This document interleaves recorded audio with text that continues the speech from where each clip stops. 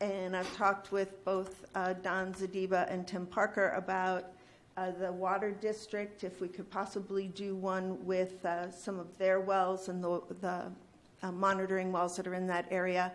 And then I've also talked with both Pat and Don Quist about possibly doing one in that area.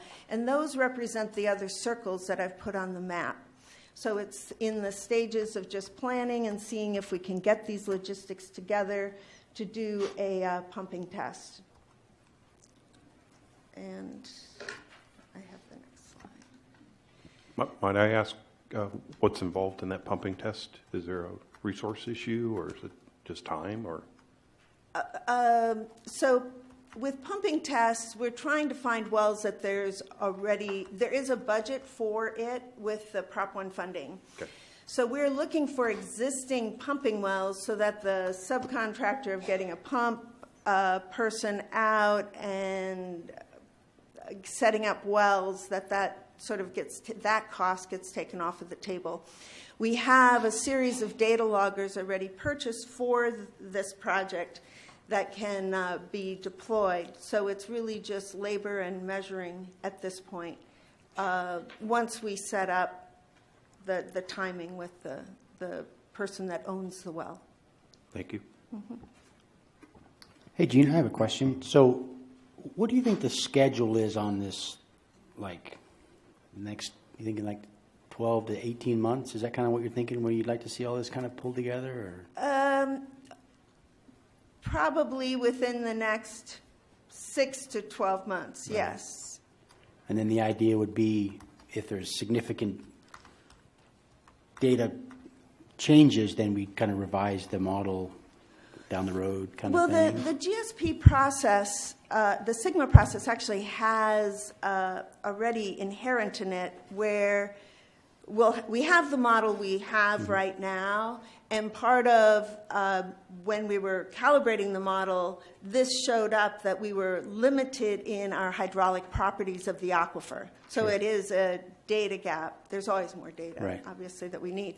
So the plan would be in the next 5 years looking at a model revision, but this data would all be collected for that revision, the fine-tuning of the model mm-hmm. as we gather more data. The model used as much data as was available sure. at the time that was put together.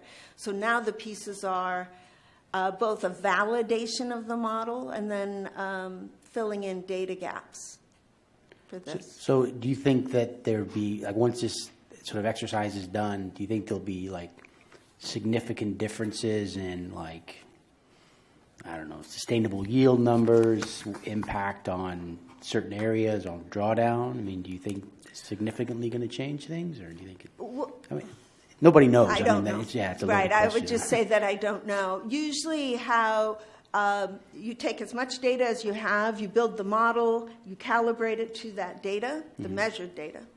Then there's usually a next step is field verification. So you go out and you actually check, where did I have holes in the data that I had to fill in? Check it and validate it and go, well, my calibration said that this should have been 10 feet per day, and what I'm really getting is 120 feet per day. Well, then we should sort of revisit mm-hmm. that. Or, it's in the ballpark. It's within an order of magnitude for hydraulic conductivity. Sure. So those steps are what this process would be. But as far as will there be more water? No, there right. won't be more water.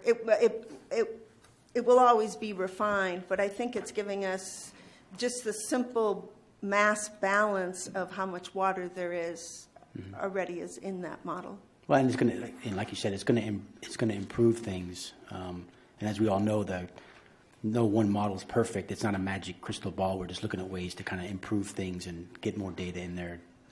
Right, and these would be more site-specific sure. things. Like in the Southwest right. or in the Northwest. You can see in the Northwest, there is quite a bit of pumping up there, but we don't have a lot of hydraulic properties, but we do have a lot of groundwater levels that the model was calibrated to. Sure. Thanks. Mm-hmm. Stream gauges and weather stations are moving forward. We're in the process of filing the forms with BLM staff for the category exclusions, and we are planning an August installation for the retrofit of the Sand Canyon gauging station and the retrofit of the Walker Pass East precipitation station. And then the new Chimney Peak Fire Station, which we are coordinating with the Bakersfield BLM staff, we're planning on that installation in October. The next, I now want to introduce Nicole, who I think some people have met at different times, but she is the one that did the TDS database and is working on the TDS sampling plan. So she'll present the next part. Hi, everybody. So as of right now, our TDS database currently has 2,044 TDS groundwater samples in it, and those samples come from 564 wells. And that data is ranging in dates from 1920 to 2019. And so these 2,044 groundwater samples also include all of DWR's gamma data for Indian Wells Valley. So as per our Prop 1 funding, we're to develop a TDS baseline for the GSP, sample TDS and general chemistry, and determine future TDS sampling to support basin management. So since 2019, we've updated the TDS database 4 times. So it was updated in February, March, May, and June. In February, 6 new entries were added. In March, 29 new entries were added. In May, 1 new entry was added. And in June, 3 new entries were added. So while we were adding these entries, we were also updating sources and QA and QC in the data and removing any duplicate entries that we had. So the map that you see on the screen and in your handout is the most recent TDS groundwater sample values.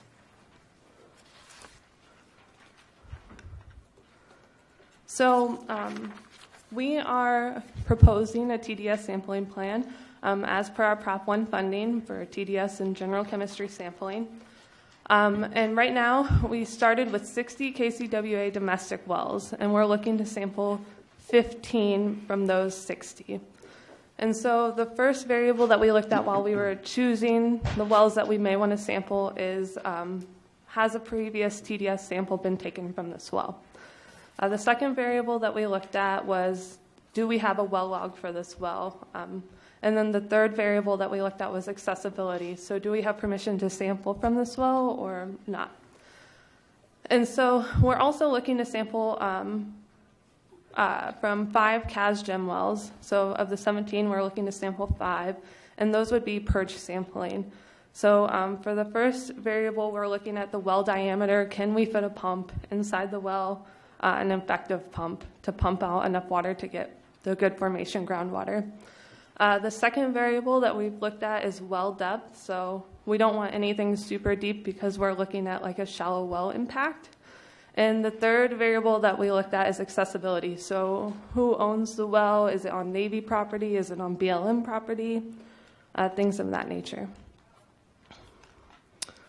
So right now we have 39. We have data for 39 municipal wells that have been sampled in the past 3 years, and their results have been sent to Gamma. So that's what you see on the screen right now. Those are the data distribution of the Gamma municipal wells. So the next wells that were just added are the 5 domestic wells that we do have permission to sample from. So 5 domestic well owners have agreed to water quality sampling. So we have their permission to sample from their wells. The next the next map that you see shows 10 domestic wells that we would like to sample from to fill in the data gaps that we see in the northwest area. And then the last few wells that were added were the 5 CAS-GEM wells that we would like to sample using the purge sampling. And with the other remaining CASGEM wells, we would like to sample those with a hydrosleeve. So for these sampling logistics, for the domestic wells, we would like to reach out to the well owners to schedule sampling. The owners would pump their own wells, and we would collect a sample. We would send that sample off for TDS and general chemistry analysis, and then we would provide the owner with the results. And for the CASGEM well sampling, it's going to work a little differently. So for those 5 wells, we would purge them until we got the good formation groundwater and sample. And then we would deploy hydrosleeve sampling bags at that location, or at those locations, and at other CASGEM locations. We would collect those samples, send them off for lab analysis, and then compare the hydrosleeve results from the 5 wells to the 5 wells that we had purged for the sample. So I've mentioned hydrosleeve sampling a couple times, and you're probably wondering what that is. The hydrosleeve sampling is a no-purge sampling technique, so you're not disturbing any of the formation groundwater. And it's a DWR-approved methodology. Once you buy the equipment for it, it's a very repeatable process to sample these wells.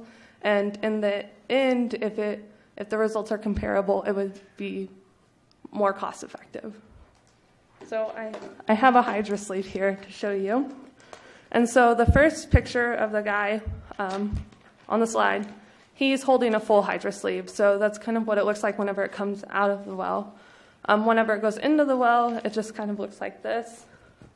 It's just a sampling bag, and you attach a weight to the bottom. And so it enters the well, and it's closed at the top. There's a little plastic thing here that keeps it closed.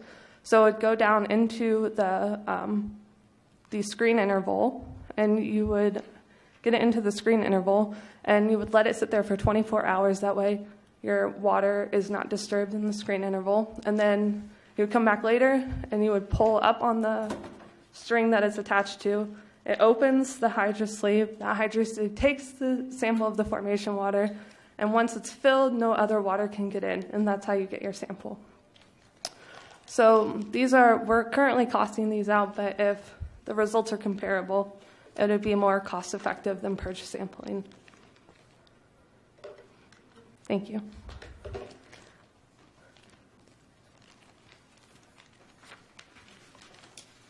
Question?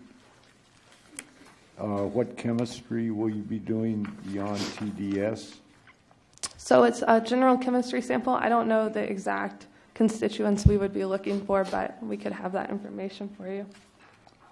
It's mostly cations and anions to see if it's a bicarbonate water or sulfate water, so it's basic general chemistry.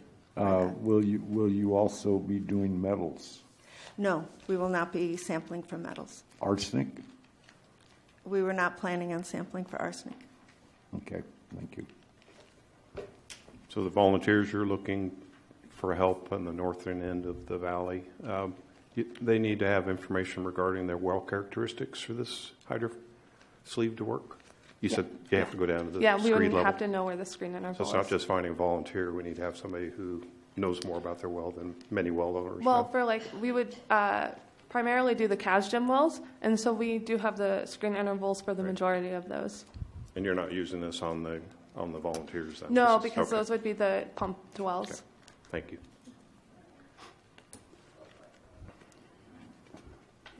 Yeah, one of the things that I know the salt and nutrient management plan said in it was that the GSP was going to address the monitoring program. I think we've mentioned that before. And so it'd be worth probably looking at what was in the SNMP. I just have a slide here that says analyze for TDS, nitrate, electrical conductivity, general minerals, and physical constituents. So, and I think it was a subset of wells ID'd by the Navy to be sampled annually. So we'll have to go back and revisit that, make sure that gets incorporated into the GSP water quality sampling. Thank you. How are this is a question about sampling. I assume it's going to be small pump motor combo to go into the 2-inch piezometers of the Bureau of Reclamation wells that are part of the CASGEM set? The answer is yes, and we're looking at the pumping because we still have to decide which ones we're going to choose. We may lean more toward the larger diameter wells for doing the pumping so that we can get a larger pump, and then doing the hydro sleeves in the 2-inch. You're going to have a really, really hard time using that hydro sleeve in a 2-inch pipe. Right, it's not this one. This one is for a 4-inch. I understand. Right. I understand completely. Yeah. Yeah. I called them specifically about it because it's 1,500 feet to go down, and it would require a 17-ounce weight to hold it down, and the benefit of those wells is that they have a 20-foot screen, because the water column in a 2-inch is much smaller. So to get any kind of volume out and to make sure that it's native water and not the stagnant water in the column. Yeah, so you're going to be lifting from potentially 2,000 feet. Right, For the- right. Yeah, and you can't possibly do it hand over hand. No. She said that some of them are actually deployed to 5,000 feet. I was like, whoa, how do you do that? But she said the water, because of the weight of the water, it doesn't get heavy until you break the water surface. So your weight comes in the 300 feet up, that from your depth to water up. As you're pulling up, there isn't much weight, is what she said. But we shall try it and see if this even works. You know, the problem is the piezometers aren't a arrow straight column. There's Correct. a lot of sidewall friction. It would be instructive probably for you guys to do just a sounding tape in one of those bores. You will be Right. unpleasantly surprised. Yes, I'm sure it will be Could I- unpleasantly. could I make a so comment? we would try it just in one to see how this would work and see if the method that we spoke through with the people, we have used them very successfully at other places. But again, this is a major depth to water table. Quick question, Gene. For Don, actually. Don, the pure rec wells, the surface completion is steel. Are they steel all the way down? Sure. And Absolutely. at the top, certainly It's there's 2-inch. rust. It's 2-inch Schedule 40 black pipe. Yeah, at the top, there's a lot of rust. Rust, okay. You may find you're going to rip your bag all the way up from that depth. Just a cautionary note. I'm sure you will, actually.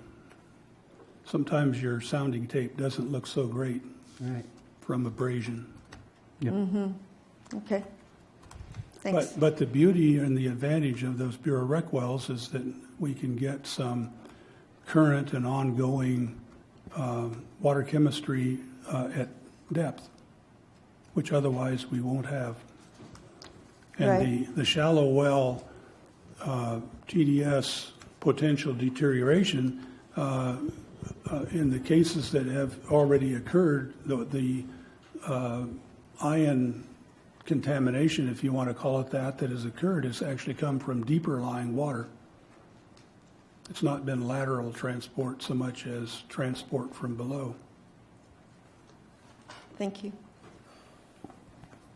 You might have mentioned this. You're going to those Bureau of Rec wells. I mean, they've been sitting a long time, haven't they?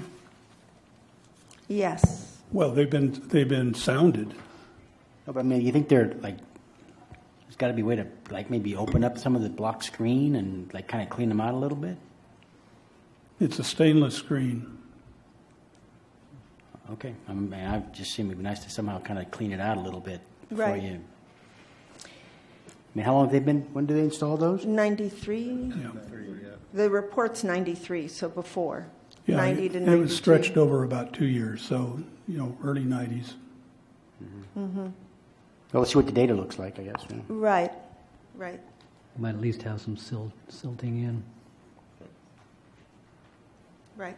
The advantage of using the small pump motor is that you can actually pump a significant volume of water over time, and you can exchange the water that's stagnant in the column, which is substantial, and reach a point of stable, chemistry, measure EC at the top of the well, and then take your sample.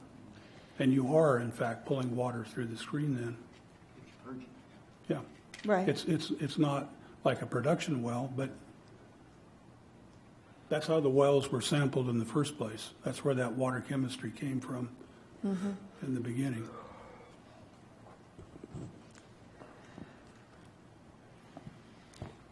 Any other further comments on the hydrosleeve and the TDS portion?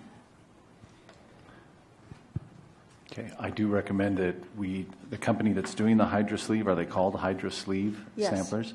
If you could pass these questions or comments on to them so that they can verify to you of any issues that we may have in these older, deeper CASGEM wells. Thanks. Because I don't know the last time they've had a clean out or anything of that nature. They've just been used for monitoring at this point. Right, and I think, part of in the whole data gap scheme and the recommendations will be that each of those 2-inch get developed and cleaned out. A little bit of clean out, yeah. Okay. Gene, you and I talked a little bit about this, but maybe I didn't Right. elaborate. I used to be aware of things called a snap sampler, that maybe a little more hardware, with grommets and whatnot, but something that might be a little more robust coming Okay. from that depth. Your hydrosleeve vendor might be able to suggest an alternative. Good, thanks. The volume, though, I think, isn't it? Snap samplers, you're kind of limited on volume. Depends on, I guess, what they might have come up with as far as design. They might have bigger ones. And That was mostly VOCs, but yeah. A comment here about the map. Yes, The green doesn't work well, especially the green on the base.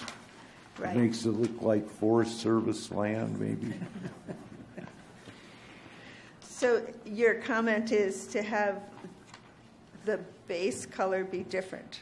Yeah, Okay, thanks. possibly, Possibly. but not the same color as the wells, the TDS values. Okay, I'd suggest that you use a yellow, maybe. right, yes, like a yellow or A very light yellow. a light yellow. something with a weapons development tint to it. Okay, we'll get color swatches. I know we didn't talk much about this because we've covered the TDS in the past, but you can see where water that's below 500 milligrams per liter, the occurrence of that within the Indian Wells Valley versus the reds and oranges, and that green that should really be a different color, being more brackish water. By the way, when I worked on Owens Dry Lake, we used to do downhole sampling with a 2-inch plastic tube with a check valve in the bottom. Oh, a Baylor type. Yes, similar to that, yes, but these were for chemistry. And they were dropped down the hole and it just slides through. And then you pull it up And it locks in. and it's locked, yeah. And the hydro sleeves are what these are wrapped in before we go into the piezometers. And these were 2-inch, by the way, Okay. and depths to water in the 150, 200-foot area. Gene, another suggestion, unless you're looking for an arm workout, is you can just attach like a spool to a drill, portable drill. Oh, and portable it drill, seems to, thanks. I never tried it from 1,000 feet, but like 200 feet works really well. So anyway, that's an idea. Or you get an arm workout. No, that's good. No, they are on spools, so yes.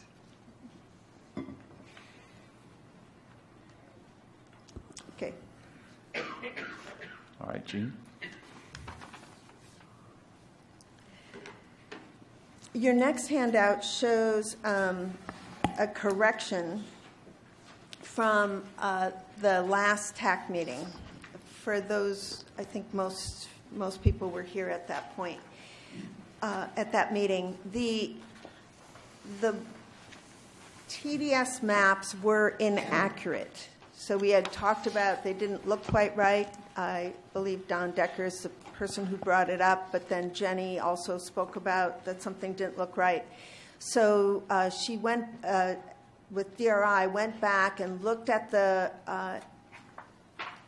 TDS that was used, and the initial conditions in the shallow horizon were not correct. So the handouts that you have after this are the corrected handouts. There are some minor differences, both extents and then how many wells would be impacted. And I don't have the number that was on the last one with me at this point, but it was just a minor difference. But at the same time, the second slide that you see right here, the major piece is that there is there is TDS impacted water along Brown Road in the intermediate layer, much lower than was shown on the last maps. So these were the final ones that were agreed upon in January or February, whenever the model ad hoc group worked together and worked through these pieces. I'm just going to page through the slides. Yes, Don? Thank you, Jean. Yeah, the slides you had last time had a pretty serious discrepancy on North Brown Road, and since that's an area that we already have experienced GDS changes with pumping, it's important to get that area as accurately represented as we can. Correct.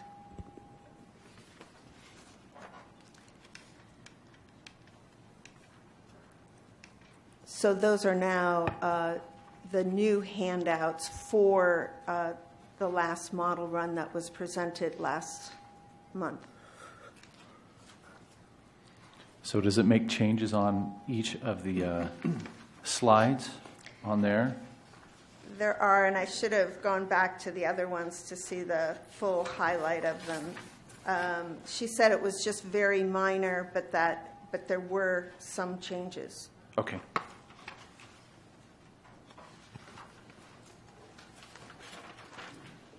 You said last month.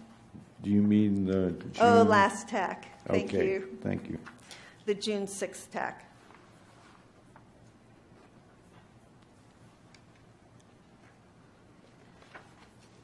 And we are still on 3A, and this is double I. This is the first discussion of looking at usable groundwater and storage. This is part of a request both from the GA. It has had conversations about this. How much water is there to be pumped? And it also is a section that's in the GSP. I'm going to present the three reports that have laid this out and defined it in different ways. And it's important to know the date that it was done, because that would be a different groundwater level than what we are seeing now. So what groundwater and storage is what, let's just start walking through it and see if we can pull the different pieces out. So Kunkel and Chase in 1969 said that there was usable storage, groundwater and storage, of 720,000 acre feet. And they called it their estimated groundwater storage capacity. They looked at 100 feet below 1954 groundwater levels, and they looked at an aerial extent of 64,000 acres. Dutcher and Moyle in 1973 said It's about 2.2 million acre feet. And they looked at 200 feet of saturated thickness. They were going back, though, to the 1920 water levels, and they called it estimated usable groundwater storage capacity. And the Bureau of Rec in 1993 did a calculation, back of the envelope type calculation, and they said about 2.37 million acre feet was extractable groundwater volume with 200 feet of dewatering. So when we look at each of these, I put in a slide for each of these so we could see what the areal extents were, because each one is defined a little bit differently, and that's why the numbers are different. In 1969, Kunkel and Chase looked at 2 different storage units. They had the storage unit 1, which is on the west side, and they defined it as from the fan deposits on the west and to a certain section line. That's why it's following that section line. And it was roughly 36 square miles, and they thought that the amount of water was about 100 feet depth. They had 100 feet depth to water on the east side and 220 feet depth to water on the west side. And they put an average specific yield. So specific yield is a number of that represents the pore space between all the sand grains, and that's sort of the storage. It's a specific yield, like the amount of water that can be pulled out of the ground and come out to a well. So it's the water in the pore space. It's a percentage of how much of a volume. So if I had a cubic foot, 12.4% would be void space that has water that would yield to a well. So it becomes an important number because you multiply it times the depth and the area, and that gives you a volume of water. But different people are going to be using very different volume numbers for that percentage in this study, in these studies. They give a specific yield of 12.4% on the west side and 11% on the east side. The east side bounds itself with the Unit 1 and then extends until it gets to poor quality water on the east. It is about 64 square miles with a depth to water at the north of 30 feet and 150 feet at the south. So currently water levels are a lot deeper than they were in 1954, which are these water levels that they're talking about.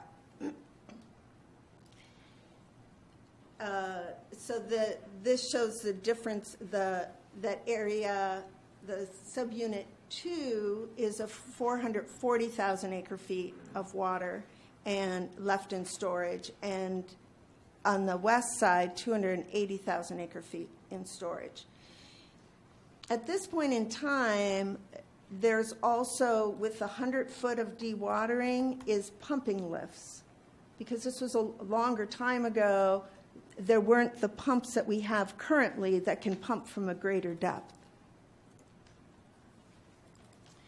Dutcher and Moyle come just a few years later, and they re-look at it, and their map looks a bit different.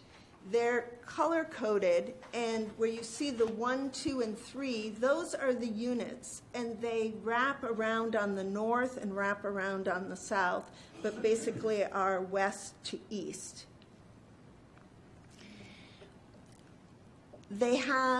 They look at storage of 200 feet below 1921 groundwater levels. So they're even raising the water levels higher than they were in 1954 and calculating that as storage also.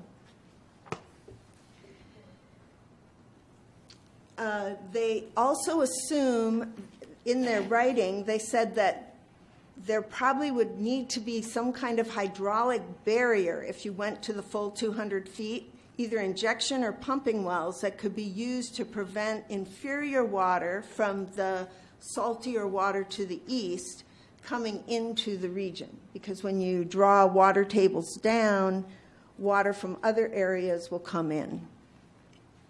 And their estimate is that there is 2.2 million acre feet in these zones.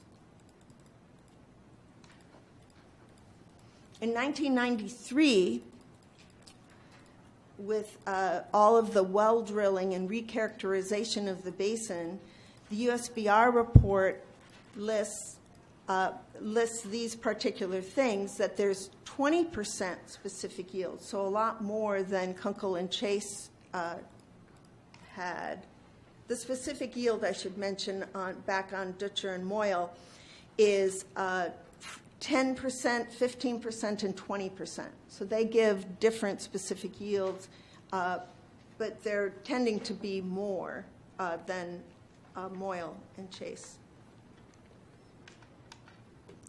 So back to USBR, they're making just an assumption of 20%.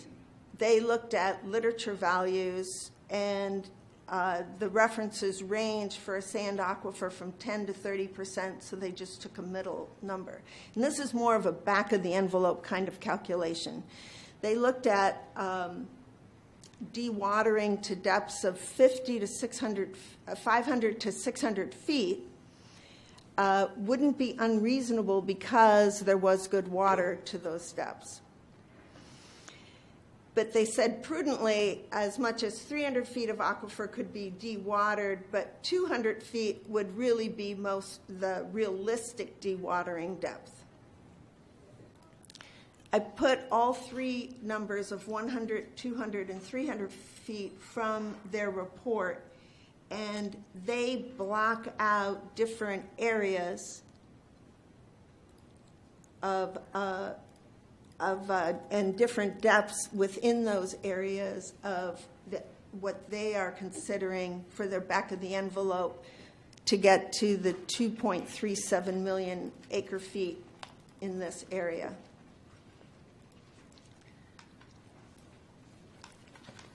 I'm going back to the first slide because this sort of summarizes the usable groundwater and storage that has been calculated for this basin. If we were to redo it, to do it again, we would probably take, using GIS, look at the areas, our TDS map, and we would probably just look at the areas that have usable groundwater in those, that have the above 500. And we would probably use these, the current groundwater levels. But then the question would still be, at what depth do you find what is the realistic depth to bring groundwater levels to? Clearly in the Northwest, you don't want to go to a point where you would be hitting clays and getting salty water and having that kind of intrusion. Part of a groundwater and storage calculation is looking at what is realistic, how much can you really mine water. So when you're looking at this kind of a question, is there a willingness to mine water in terms of how much groundwater is in storage? But I mostly brought this up to have a discussion and to get input from the TAC of how best to approach groundwater and storage as the basin is now, and putting out a number. I, as a hydrogeologist, usually resist this number. Notice these numbers are all old numbers. Currently, it's more it's a discussion of how does basin get managed? How much do we want to push into that, and how much will it recover during wet seasons? But this basin doesn't seem to have a recovery during wet. It has a slow recharge coming in because there isn't a major river coming through it. So I'm mostly opening up this discussion to the TAC to get how they see best to approach groundwater and storage. And right now, all I've done is summarize what has been done in the past to bring you up to what these numbers are. I have one clarifying question, and maybe you can help us on this. Actually, it's a little complex. But could you talk a little bit about the different areas that are being covered in terms of the volumes? Because it seems like it's kind of apples and oranges. And so that's important to just get out there. The other thing is, what about the model, and how does that fit into this discussion? The model's really good at changes in storage because it'll tell you how much, it'll give us that calculation. But structurally, it wouldn't, it's just how it's been developed. I don't think it would give us a full-on number of, it would give us another number, that we could look at. Right, and again, it covers another area. It Right. cuts off at what we think is the divide in the El Paso area of the Indian Wells Valley Basin. So we've Right. got yet another geographic area of coverage. And then just one other point I'll just throw out there just in terms of the discussion. It's both a technical, but it's really a policy decision in terms of this, but it needs technical input in terms of what kind of potential undesirable results might occur as the groundwater basin goes down. Some wells will get dewatered, et cetera, et cetera. There could be some potential subsidence effects and water quality degradation. So those are the kind of things that I think feed into the storage discussion. I think the model, I just looked this up, it does seem like the storage values are within that range. But I agree, structurally, I think there's some things that have to be refined. I also know this has come up in other basins where they sort of looked at a ratio of how much water is being used and then comparing that to what's in storage. And, this percentage is quite low compared to some other areas that I know I'm kind of involved in, which has kind of surprised me. So there's a lot of water in storage is what I'm saying, compared to the usage. But again, these other basins have other recharge, Right. The other recharge coming into the basin. So, can I make a comment? Eddie, Hang on, Don. Go ahead, Seth. Okay, I'll go. So I'm just curious how the actual number, the value of storage is going to be used ultimately. There's talk of it.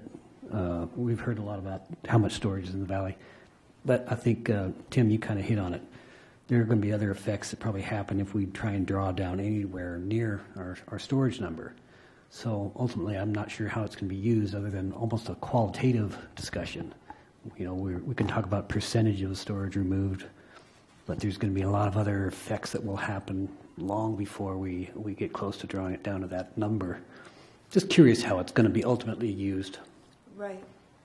Yeah, I can tell you what others. It's going back to water levels, using the water levels as a proxy. That's what it's going to be used as. So the storage is sort of it's out there, but the water levels are going to be the proxy that are how to determine sustainability. So your storage is going to bounce around, but the water level should pick up at that change. Right. Proxy, or it seems to me the number that's actually going to be the value. It's a proxy for storage. For measurable objectives, but you also have to talk about the metrics associated with your storage loss over time. So you still have to put that in there, right, Eddie? Right, but it's good. But that's why going back to the percentage ideas. If it's Right. 0.01% change in storage. That's not much. But then you couple that with your proxy with your water levels, and you use both those data sets. Right, because the water levels, as they change, the storage change, whether they go up or down. yeah, thank you, Gene, for presenting those historic numbers. I think as simple as the assumptions that went into them, we all can see the things that have been overlooked also. One thing that is not obvious in reading the papers or looking at their tables and so forth is that even the Bureau Rec report did not really properly take into account the poorer water at depth along Brown Road in their northwest area. And today there's less than 100 feet of water, of reasonably high quality water that's above the clay. So if you tried to draw that area down by even 100 feet today, many of the wells from Siebenthal north and south, you would have a major problem. So if you do subtract some additional area, or perhaps you don't dewater everywhere at a uniform depth, perhaps some only go 100 feet, let's say, and that takes into account the variations in water quality and pumping patterns and so on. At least qualitatively, you could do something like that. You would have considerably less total storage than the charts are showing.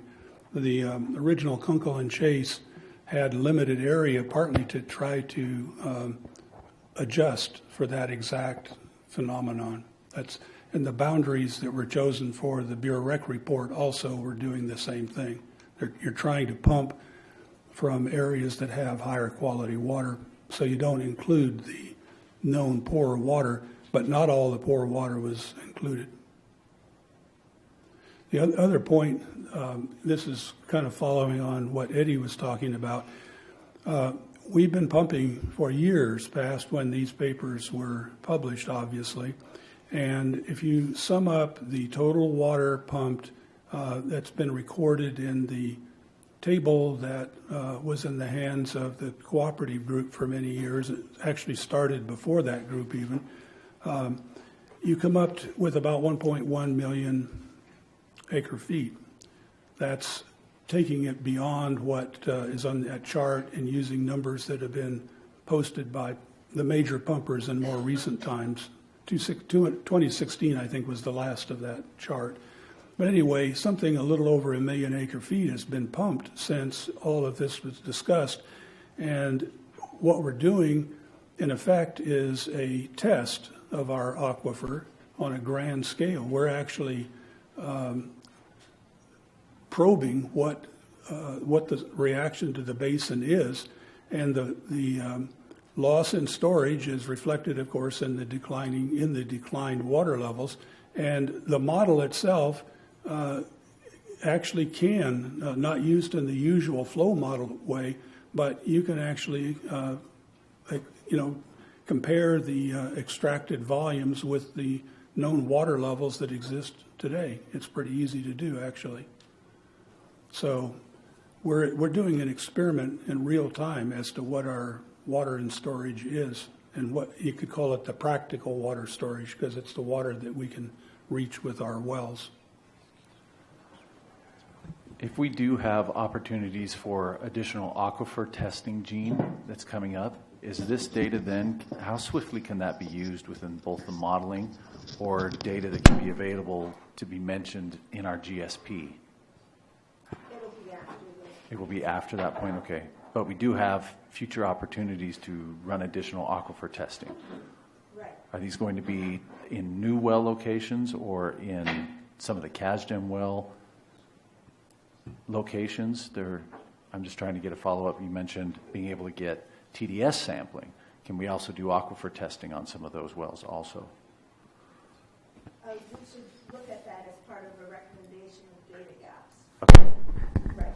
If I'm jumping ahead of that, my apologies. I know there's a lot more coming for discussion. So,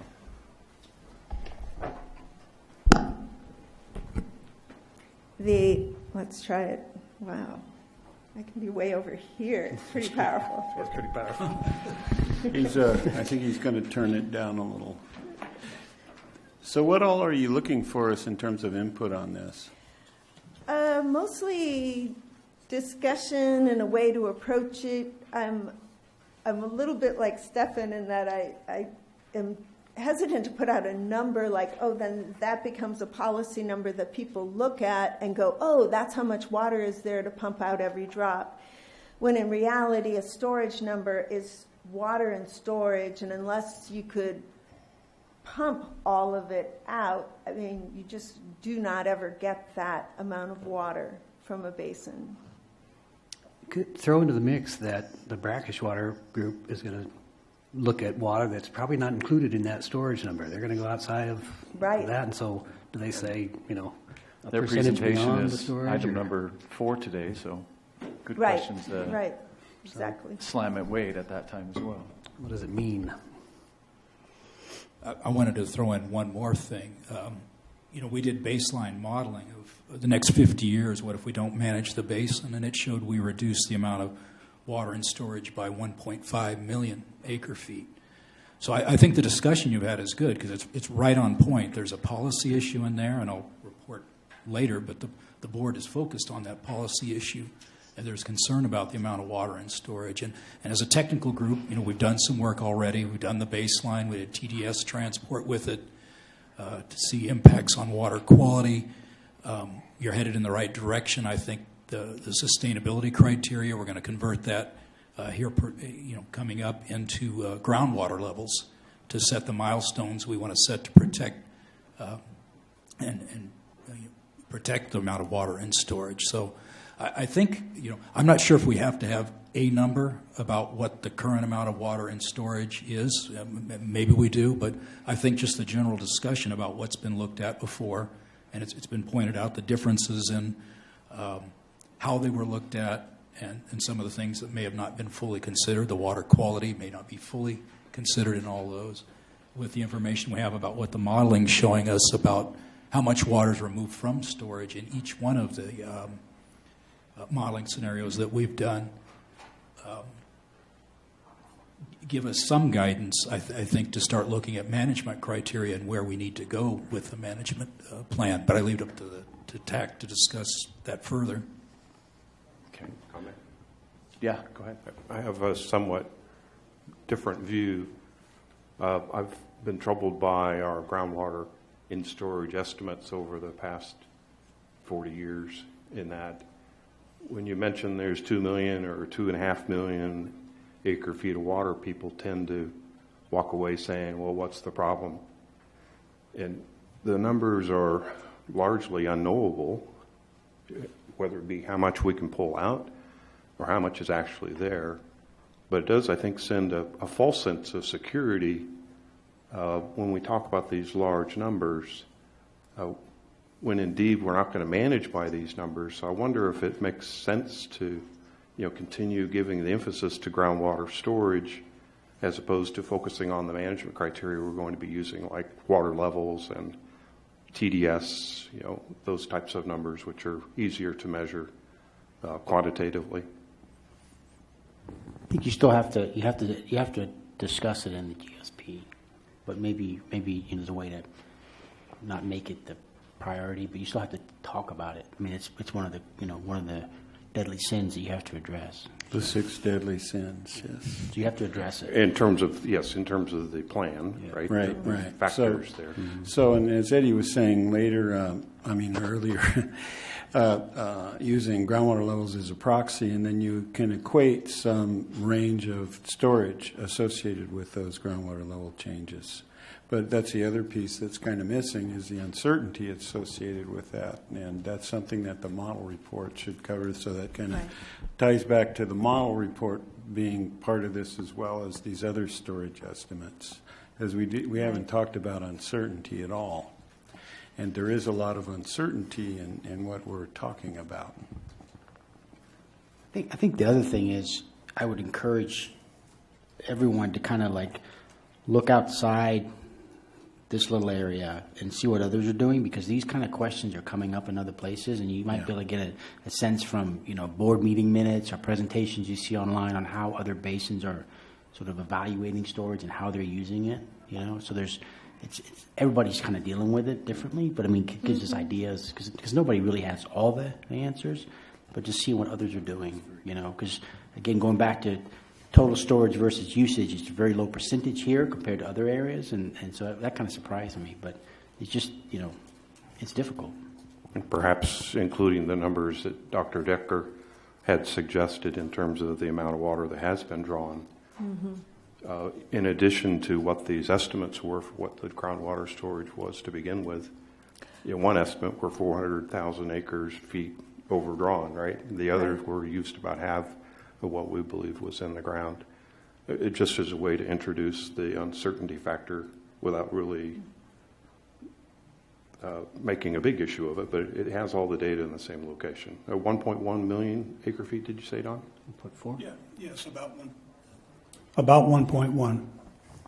But putting on your Sigma hat, I mean, really, it's like, okay, how do we get back to some sustainable value? I mean, great, what's happened in the past has happened in the past. It doesn't really, I mean, it can go into historical information, but I mean, to move forward, we need to kind of, focus on those efforts and not look at what's happened in the past. So, Yeah, except that the past it gives us the basis for constructing our models. Otherwise, we're inventing them out of minimal knowledge. No, the change in storage is, I get that, but I mean, you have to focus on, okay, what is sustainability? What are the levels that we're going to aim to get? That's what I'm saying. That's what the focus should be.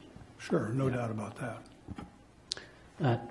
To Eddie's point, is there anyone on the board who is aware of other GSAs using storage in some way that we'd be interested in knowing? As a management criteria? Yeah, I can give you one. Orange County Water District. Of course, they've been doing it for decades, and so they estimate their storage on an annual basis and how much they're going to pump down, and then how much usable water they have. So that's how they've been managing their basins, and it's tied into their groundwater levels. So that's one of their management criteria. They're looking at percent of storage used every year. Tied to groundwater levels, right. They're using a GIS approach where they have pretty good data. They've got really good wells. They've got a lot of multi-depth wells. Some have 10 to 15 monitoring intervals in them. So it's a different level of science and engineering, but that's one place that's doing it that way. So they have a lot more information about recharge, right? They're doing 250,000, 300,000 acre feet recharge. So they're using volumes based on what they've seen change in their water level elevations and how much they're pumping. Yeah, they've got a real good. But that's used within the model afterwards. So this is still based on the groundwater elevation data that they've been taking for years and years. And that's what we need to be using in our basin as well. The models are the models. If we get additional good data, they're actually then, using we can update GIS. GIS is just showing you the locations of it. No, it's not. Not when you have the aquifer parameters. Geographic information system based on the XY location. Well, maybe we should take this up another time, but it's a volume calculation using GIS. So that's just the volume based on the water level elevations that they use for their storage, whereas the modeling uses the storativity setup. No, they're using storage coefficients in that, Adam. Storativity in their Right. modeling set. Some basins do have a rating curve, just like a reservoir does.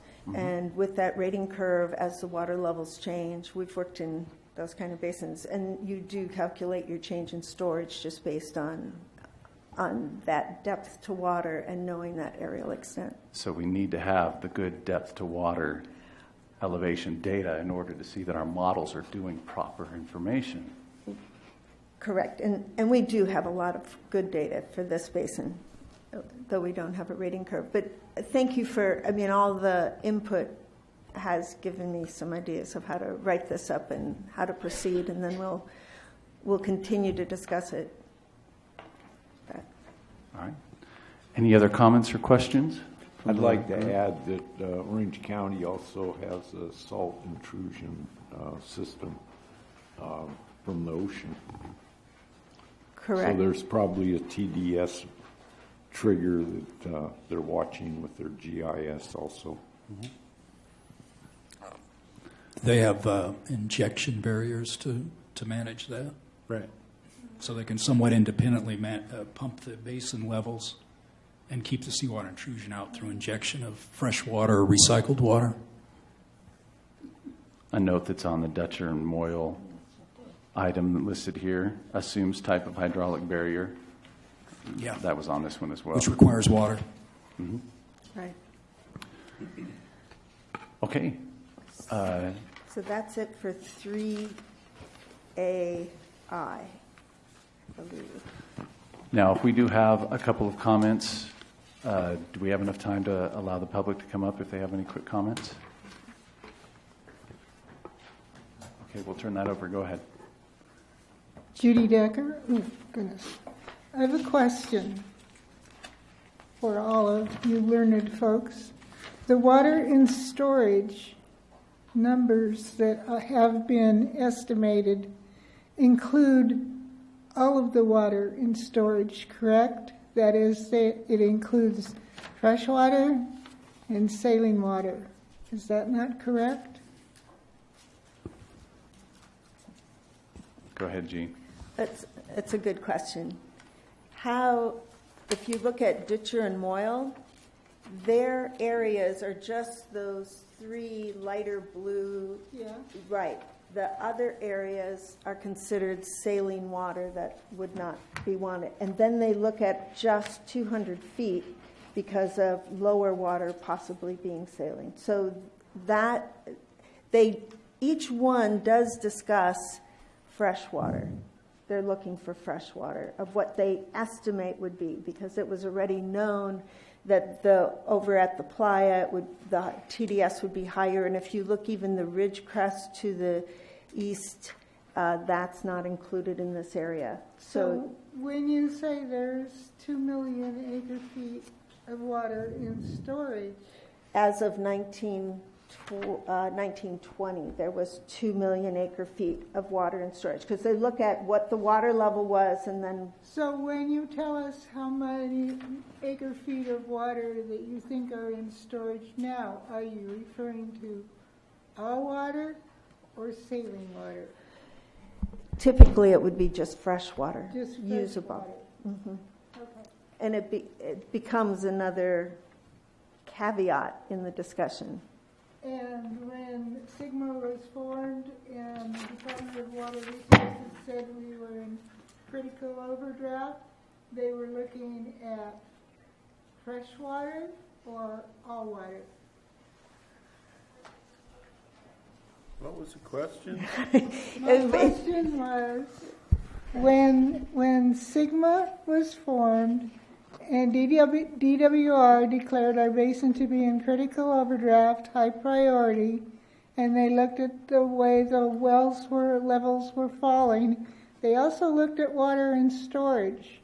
Did they look at all water or just fresh water?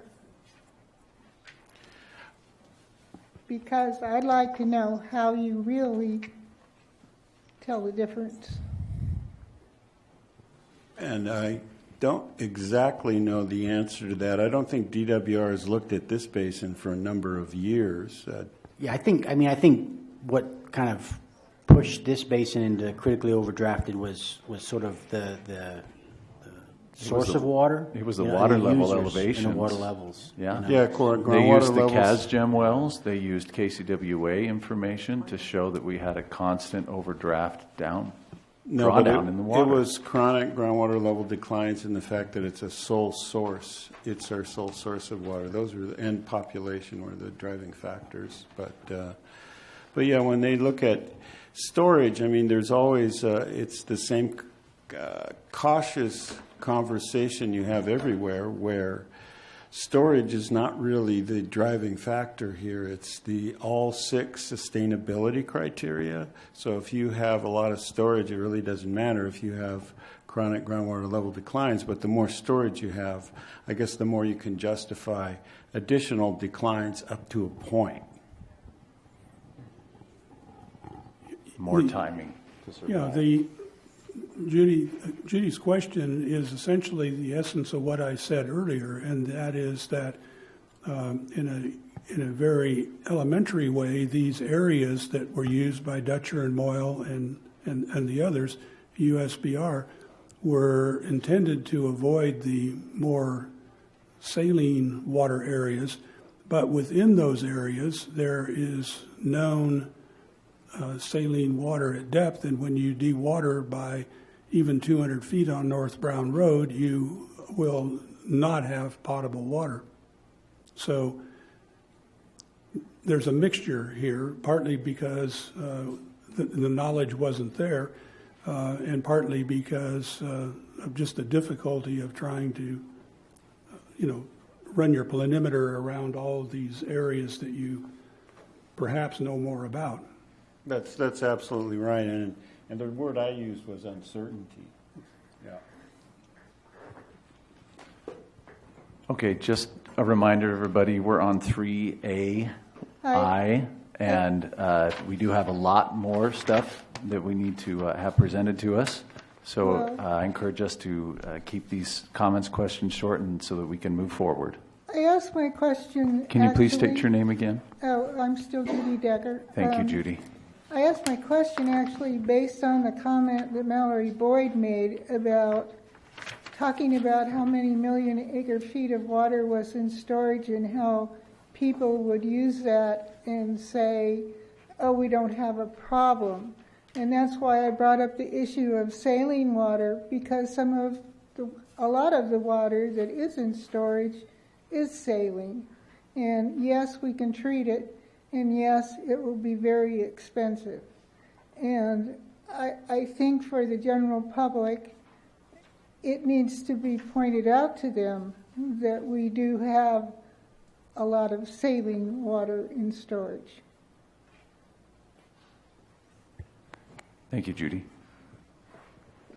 Peggy Breeden, I have a question. When I sat on the GSA board a year and a half ago, when this first came up, my question was, what does this matter if sustainability is water in, water out? If all this pot of water we have down here at the bottom is not part of measuring sustainability, it really doesn't enter into the factor. Is that correct? Because I wanted then to go to the State Department of Water Resources after we developed our plan and say, look, we have 2 million, 1.1, whatever it is, acre feet in storage. Let's use that to mine water for a while so we can look at how we find other ways to develop our water more reasonably, more quickly, or if we really need to do, well, we search for other water in the valley. My concern is that people are going to use this and say there's 2 million acre feet, 1 million acre feet, and use it, like you said, as a reason for not doing anything, or assume that it's valley-wide. And I think we're looking at various places in the valley and saying, we've got 2 million acre feet in storage, so therefore we don't need to do anything. I want us to look at it in reality. Am I wrong in saying water in, water out is really the essence of sustainability? I would say no. I'd say yes and no. So yes, you are wrong. Thank you. There is a water budget, but what Sigma says is you have to look at all 6 sustainability factors: groundwater levels, groundwater storage, groundwater quality, surface water groundwater interaction, land subsidence. Actually, you don't have to look at all 6 because we don't have seawater intrusion. That's the 6th. So, and then you have to decide whether there are undesirable results in any of those, and then whether or not. And this is where it becomes more of a policy debate, whether they're significant and unreasonable. Yeah. So you can't just drain your basin down for its usable groundwater, and then because you know you're going to have some undesirable results that are going to be significant and unreasonable to at least some people in the room. Thank you. Thank you. Wes Katzenstein, domestic well owner. I'm just looking at this chart here that showed, this is your TDS chart as I recall, and it looks to me like a lot of the area up here in the northwest is already over 500 ppm. Was this meant to be water that was better than 500? I realize I'm asking. Right, I don't know, but I would think it was better than 500 when they made those numbers. I recognize this is all, you're just sneaking up on this but it just to note that a lot of the Northwest it appears now to be less than 500, and this is just helping sneak up on it. It may be that those areas are optimistic now, those surface areas that are being used. Just a thought. Thank you. When the Bureau of Reclamation study was done, that chart that has those various areas, the 3 block areas, That was done actually before we did North Brown Road. And in the editing process and all, it was never changed. So the point, Wes, that you made about the northwest and the saline character of the water is correct. And that's part of what I kept saying here. These areas are not properly correcting for the known, today anyway, the known areas of higher TDS water. Adam, if I could? Yeah. I want to make a comment and I appreciate this was brought up. We did not present the estimates and the 2 million acre feet with the intent that people walk away and say there's not a problem. Those are the numbers that have been estimated. The other important considerations are, as Don Decker mentioned, a lot of water's been pumped out of the basin since those estimates were made, maybe 1.1 million. And our modeling showed if we don't manage the basin, maybe another 1.5 million we pumped out and with associated water quality impacts. So we certainly don't think a lot of comfort should be taken from those numbers based on what's been pumped out since then and what would be pumped out if we don't put a management plan in place. And that's why we have to consider how much comes out in each one of the scenarios we look at and look at the undesirable impacts of those. So we agreed with that. Yeah, those statements, not to take a lot of comfort in those numbers. Perfect statement. Okay. If we're all set, Gene, go ahead and moving on to B. Item 3B, the next one. Or more information on the aquifer storage. Nope, that's it on aquifer storage. Okay. The conversation has begun.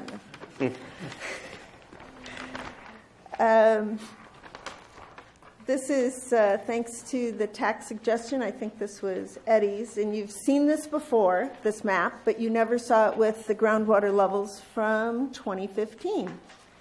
So we have, we're looking at the monitoring network again, and this, get my, I don't know why my eyes aren't seeing that quite right at the angle. We are looking at, these are not just the CASGEM wells. There are 17 locations that are CASGEM. These are 12 wells that we are looking at in terms of developing the sustainability criteria for. We're looking at what this map shows. You have a large one in front of you because the slide is small, but if you're in your handout, you have a large one. There are yellow lines that show the model management areas. And we looked at having 5 areas just because of their characterization or their management type. We have the Navy, the Northwest, the Southwest, the Southeast, and then what's missing on this is the El Paso. Though I'm not going to be discussing it much, it is what is to the southwest. And the wells that we're looking at were developed mostly, there's the USBR wells on here, but we've added an additional one. Where did I put it? Oh, the Kerr-McGee number 4 well, which is also the North American Chemical Company number 17. It's on Navy property. It's right at the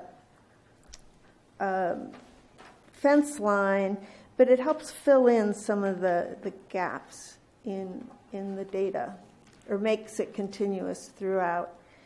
We are looking at, for these wells, this will be the ones where we use groundwater levels as part of the management plan, and we're developing the criteria and the measurable objectives.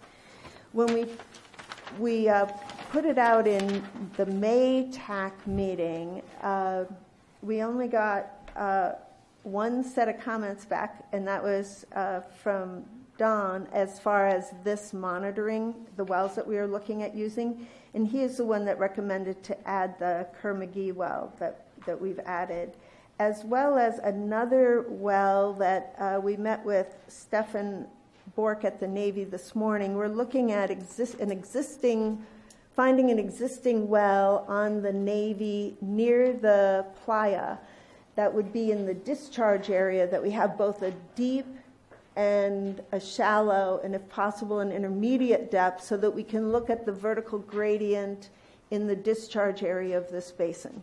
So that's not on here yet, but we're looking for filling that one in. Yeah, Yes. Gene, if I could interject, it seems to me there were a number of comments that were provided at the meeting. For the monitoring wells? Yeah, some of those being from me that there, as you pointed out, there is nothing on this map from the El Paso area, and we need to have some wells added in that area for part of the monitoring network. Correct.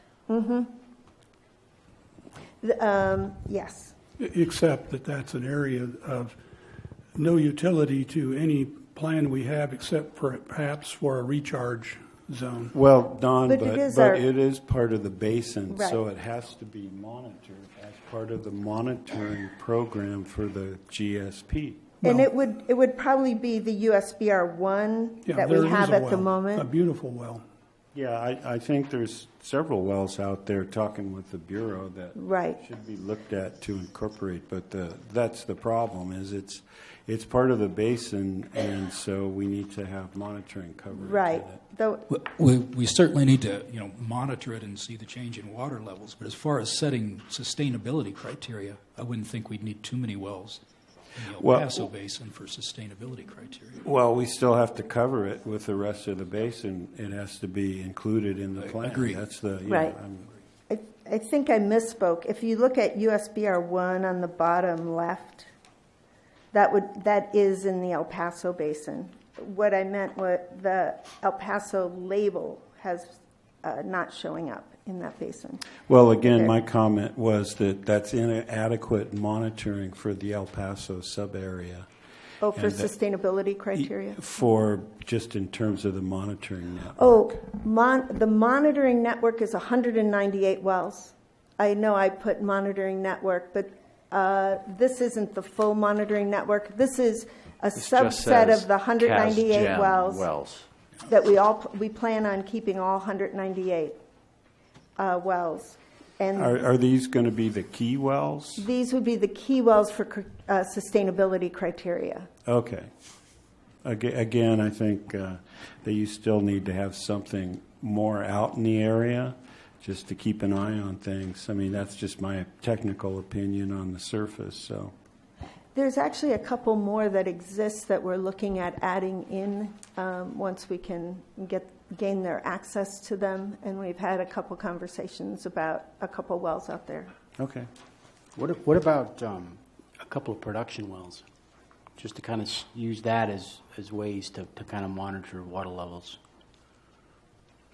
So you've got the monitoring wells, but also incorporate a couple of production wells. Sort of as an example, here's where I think it might help. So if you kind of look at USBR 6, sort of in that northwest corner, Yes. and then you look at you've got the shallow, mid-deep. Okay, so I'm not aware of too many production wells in that corridor that are deeper than that pump from that mid and deep zone.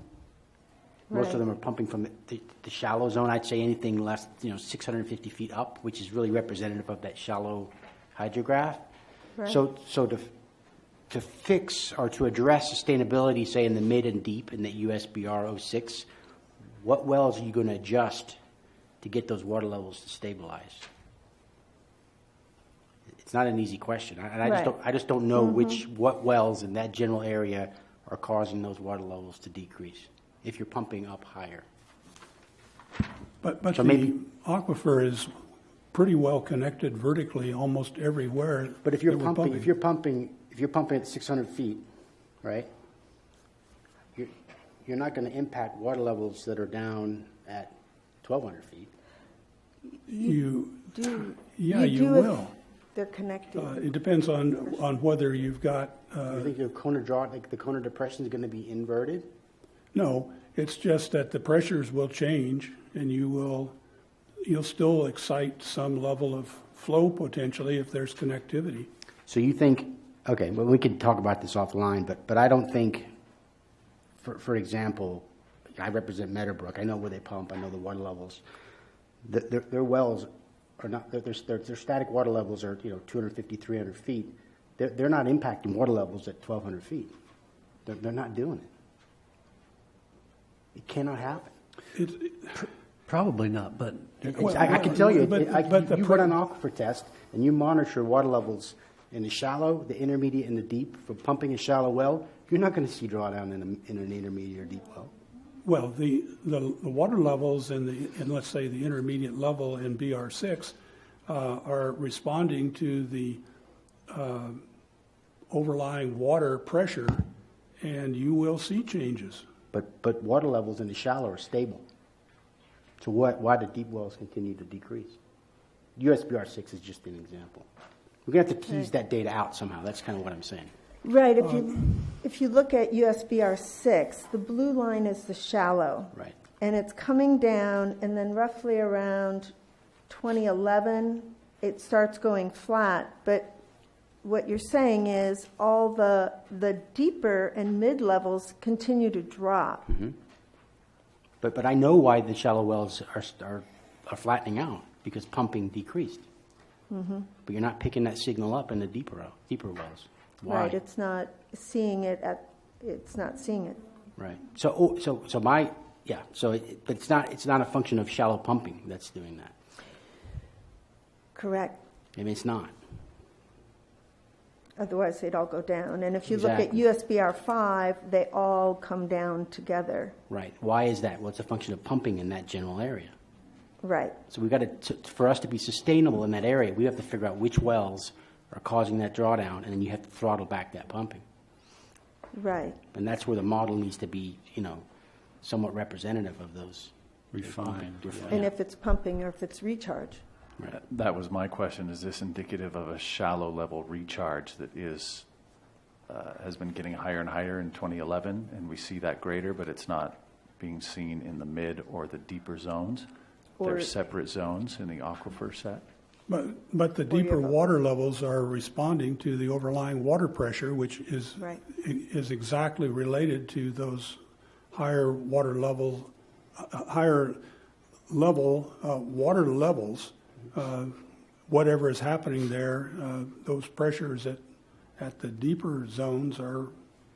They're still showing the there. drawdown. Yeah, they're still showing the drop. They don't seem I to understand yet have the. That is a mystery. When I first saw that, I'm thinking when I first saw the hint of it, I'm thinking this is a tape error.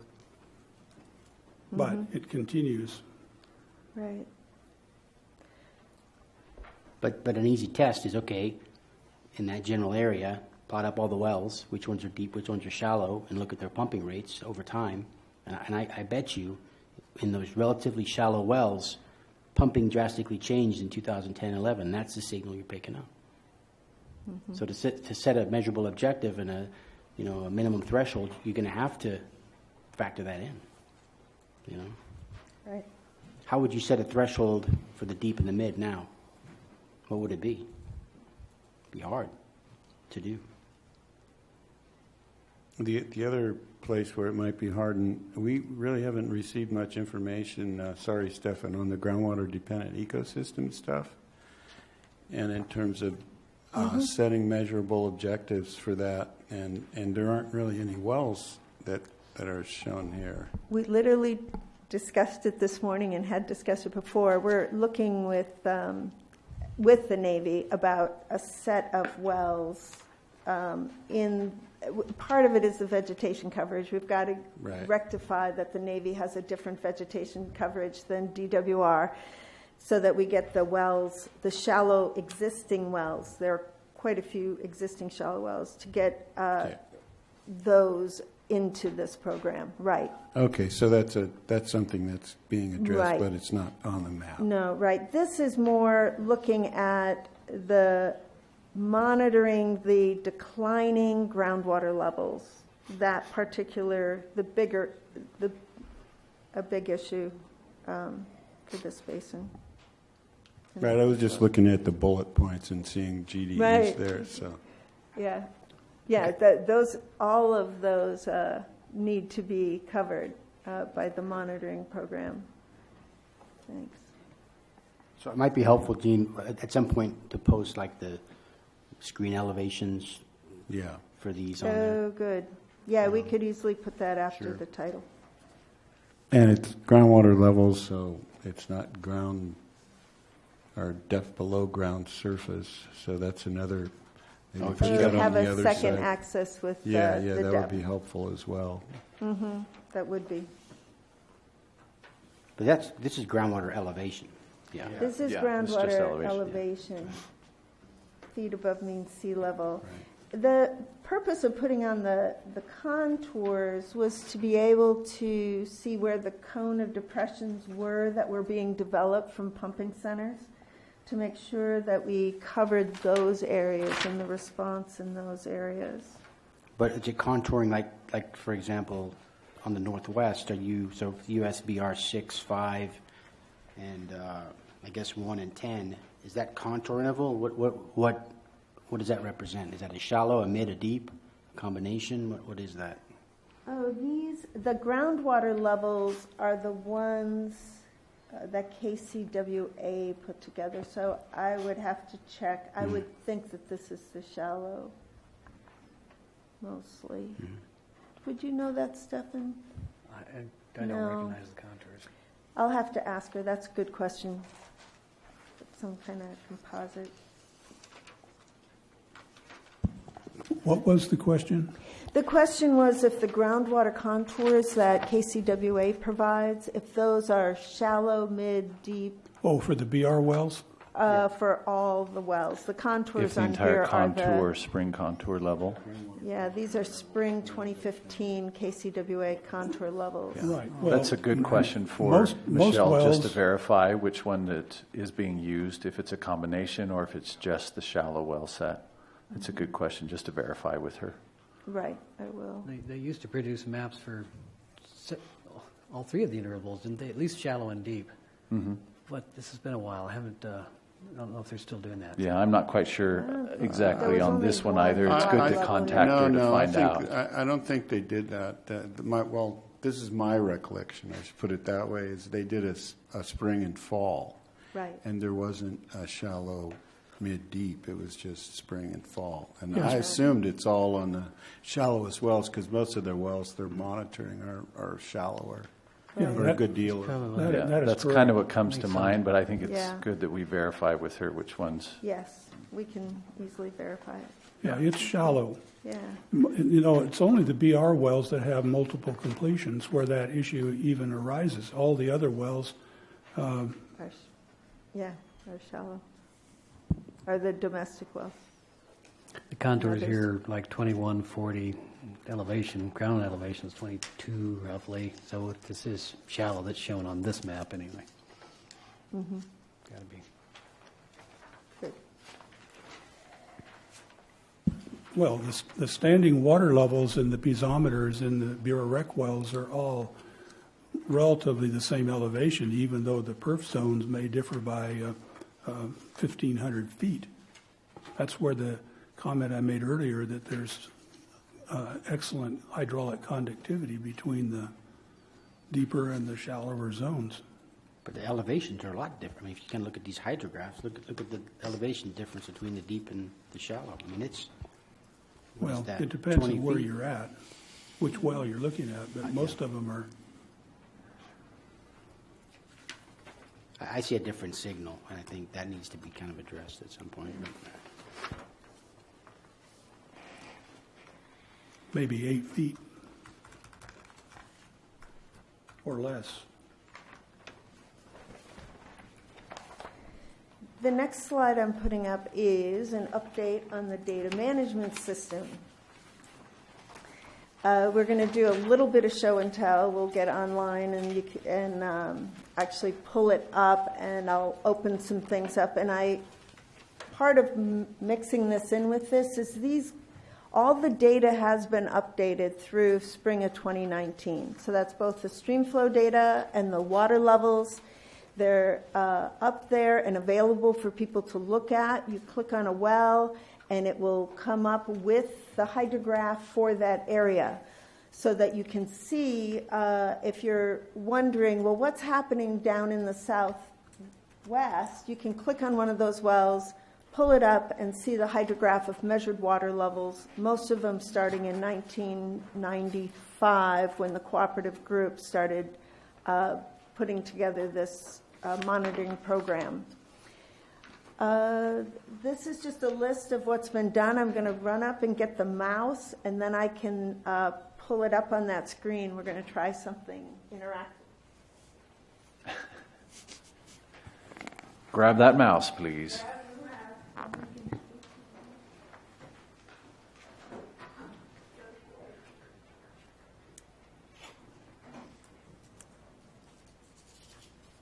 So this is open to the public, and anyone can log into this site.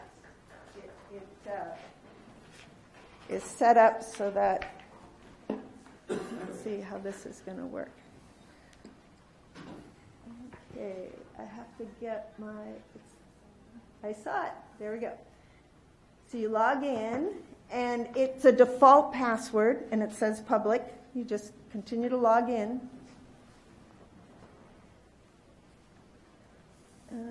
Maybe I didn't log in. Well, this is an experiment. I will only give it a little bit of time. Why can't I see it? Does anybody see? There it is again. There we go. And you will get 3 radio bars. There's the map interface, there's the GSP report that's about to be starting to be put in, and then the library. The library has lots of different documents in it, and you can put in, most of the references that have been used throughout this basin. It's a good place to get PDFs for any geology or best management practices or DWR studies that have been done. Anytime you click on the Indian Wells Valley GA up here, this little icon, it'll bring you back to the radio bars. There's a map interface, and the pieces, it's harder for me to see the mouse maybe. Here we go. So right now, those are the 198 wells in the monitoring program, and these are the CASGEM wells. So it just put an orange dot on top of the greenish dot, and then these are domestic well owners that have their wells monitored in the program.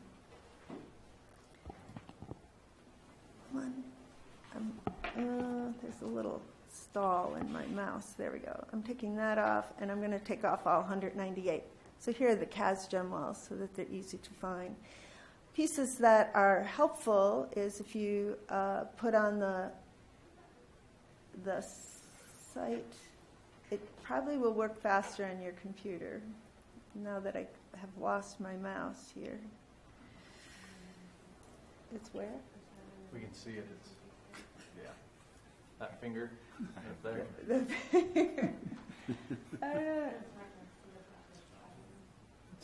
Yeah, it's over there towards the east side. Oh, it's over on the east side by the. It's not quite It's the Why can't? No, close. Well, maybe I. It's cool. Either my eyesight You can view the well page. or. Yeah, that's the hand, but it's not moving. It's the hand isn't moving. It's nice Yeah, because nothing's moving on it's it. been a while since I looked at this, but Okay. Is that Well, the way we're it's getting supposed to lots work, of- Gene?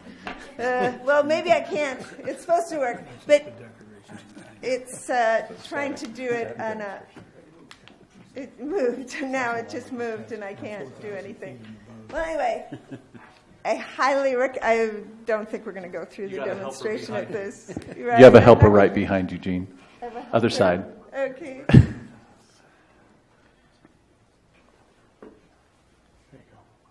Try that. Uh-oh, it's magic. It's magic. Okay.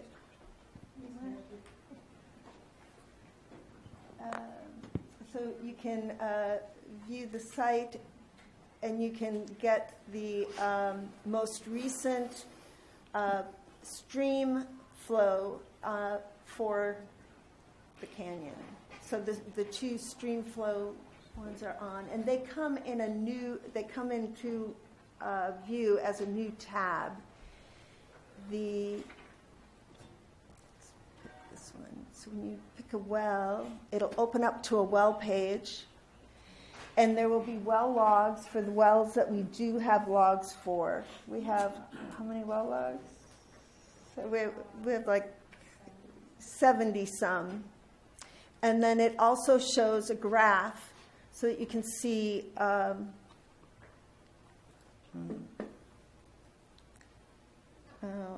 it's me. I am sure it's me.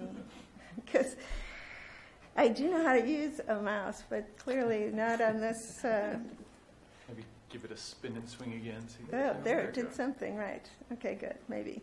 And you can highlight a certain area if you're looking for it, and it'll zoom right into it, and it will follow through. On the nested wells, there's an extra button that says Plot Nested Data, and it will put in all the nested wells so that you can look at the vertical gradient for them. And as you move across the data, it will tell you what the data is.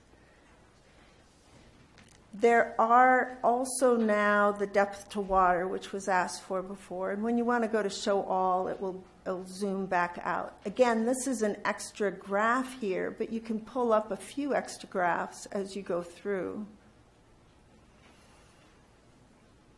And you can page between the graphs, and you can page between the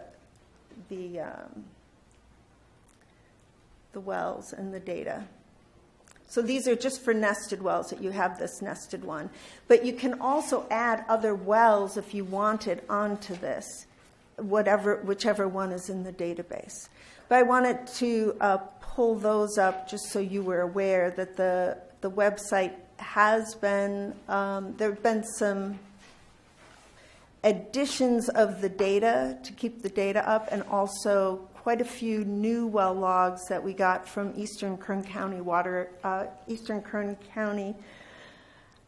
Resource Conservation District of their 23 binders that are now scanned in, and they have been used to populate this. So we are mostly, for this website, only concentrating on the 198 wells that are part of the database. And I think that's it. But know that there's other pieces, like you can get the township and range in here. If you open up these, you can put on the township and ranges and sections.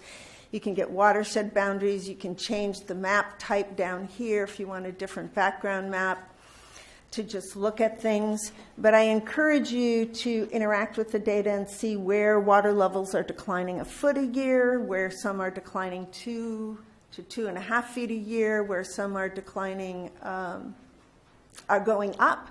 There's some water levels that are going up near, I forgot which one I saw, but there are a few that are going up in different areas, a response to either pumping stopping or being right in a recharge area. And that's it on that. So, Jean, on the RCG scans, yes. Mm-hmm. Over here, yeah. So did you say, are they available on the website, or did you? The ones that are matching now, how many new ones? There are about, of the 198, there were another, I thought it was like 33 that we were able to put on there that we did not have before with the KCWA data set. You might have had them, but they now are all scanned in and being returned both as the hard copies and the electronic copies to the conservation district so they can do what they need to with those. So what you mean by that is you could match them to KCWA wells? Right. So okay, and then there were the 33 is the number you couldn't match, or 33 new ones that we could now match, and we now have like 75 out of the 190. Where you have well construction information. Okay, got it. Thanks. Were these all well completion reports? Well completion reports. They're also sometimes field notes of things. They may not be a full completion report, but they have data. But we redact all personal information on the wells. We don't post people's names or addresses on the well logs. It'll just be the geology up there.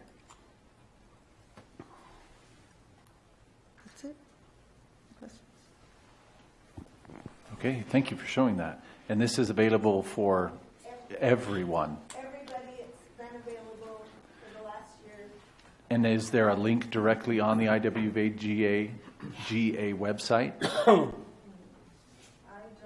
know. Okay, The address is, just Google It's on the IWV handout. GSP. Which I don't have. Okay. it's IWVGSP.com, and we got that address. Perfect. IWVGSP.com. That's Perfect. it. I think it's been very useful. So hats off to Steve for Yeah. Yeah.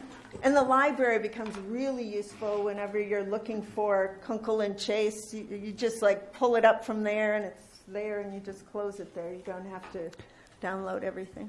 And there is a link on the IWVGA website. Oh, there is? Good. Yeah. Thank you. Thanks. Quick question about the background of the website. Is that current? Google Earth? Oh, I'll have to get back to you on that. I don't know where he's pulled them from. Okay. Just wondering how accurate it would be for real time right now. Thank you. Oh, if you look on the maps, they say what year they are.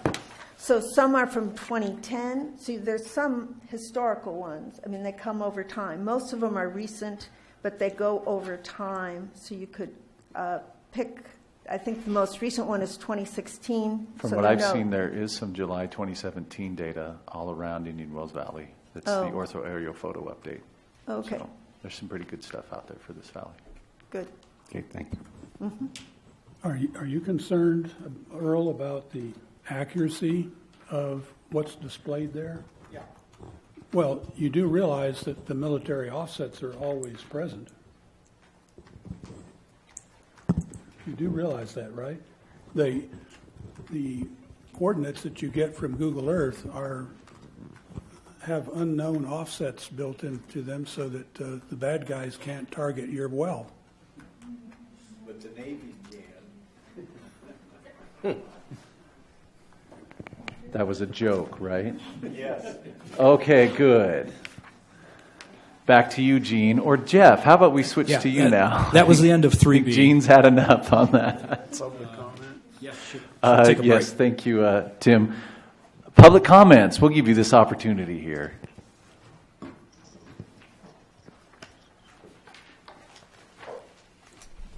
Renee West DeLusk. I live within Ridgecrest city limits. I'm just asking layperson's question. When you get onto the IWVGSP.com website, I tried it a few months ago and I couldn't get in. There was no way to create an account so I could put in a password or whatever, or how to log in.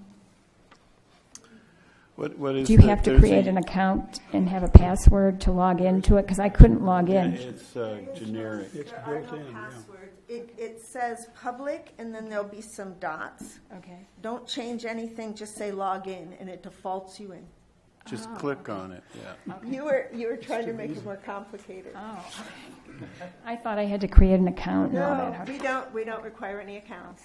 Okay. The cookies track. Thank you. Thanks, Gene. They know who.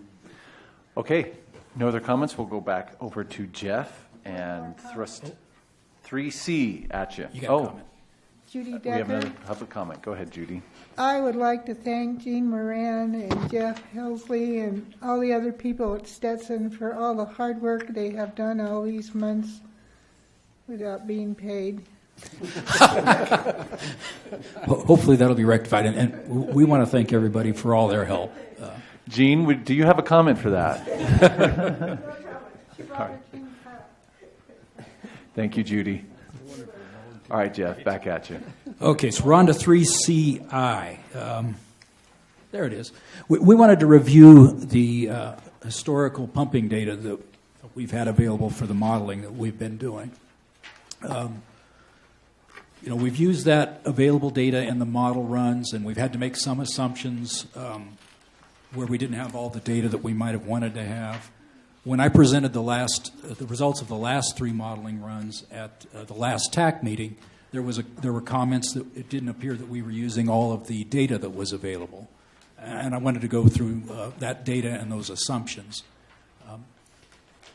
If we've made some, if there are better assumptions we need to make, we'd like to hear about that. We want to make sure we end up using the best available data for our modeling. That's our intent in trying to discuss this now. The information that's available out there, we have to make assumptions on allocation of pumping to do our scenarios. We're not making actual allocations. The data that we have will probably at some point be used for actual allocations. So the last three modeling scenarios had an assumption on how allocations were going to be made, and it came out of one of the discussions from the allocation group. It was, those were very open discussions. These weren't agreed to. There were other ways to do this that have been discussed in prior allocation meetings, and this is actually the method that's been used in adjudications, last several adjudications. And we're not doing an adjudication, but it's a common way to allocate pumping. And that is that your allocation is equal to the lowest historical pumping you have from a certain date. And it's either when overdraft starts, the initiation of an adjudication, or in this case, we've been assuming when the SGMA legislation was passed, that would be the starting period for the looking at historical pumping for allocation. And that's the period from 2010 to 2014. And the result of that was, if you don't have any, and you take the lowest annual pumping between 2010 and 2014, if there was a year in there where you weren't pumping, your allocation is zero because your pumping was zero.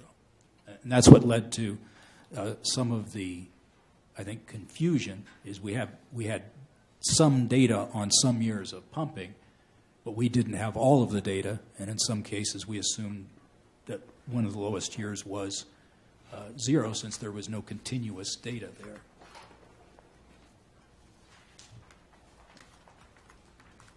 So the current information we have are the information from the cooperative group. There was some good outreach efforts that started here at this committee when we were putting together the baseline model run. There was outreach done to pumpers. Don Quist helped us with the small ag pumpers. We got some information off the well. We have information off of well registration forms that we didn't have before. Some people provided their estimated annual pumping. And then there's other sources, such as the Indian Wells Valley Farmers Group letter from 2014 that had some data in it. I'm going to go over that. That's the cooperative group table that's, I think, most commonly used. And what I want to point out here, you've got a lot of continuous data going back a long time, and the last entry in this particular table is in 2017. I want to point one of the things we were struggling with at one time was the fourth column from the right is just labeled orchards, and with no breakdown of what was in that. So some of the early modeling we did, we struggled with what to do with that number, and the footnote says that Mojave pistachios pumping is included in there also. We have gotten, I think, some refinement in that data sense, but that was a challenge to try and figure out what to do with that general category.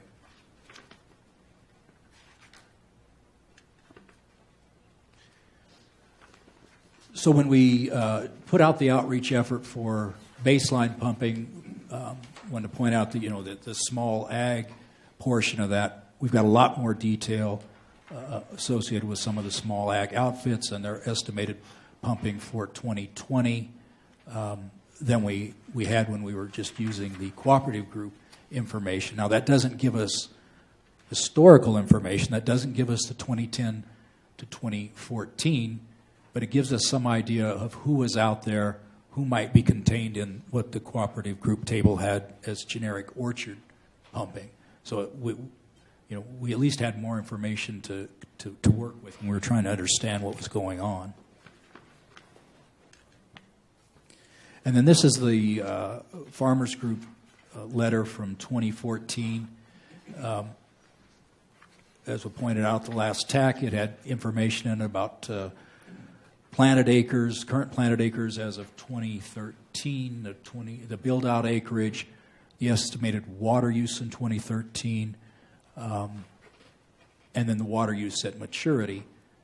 And again, here's a breakdown about, it includes Mojave pistachio, it includes some people who were specifically listed in the cooperative group. Quist Farms was specifically listed in the cooperative group's table.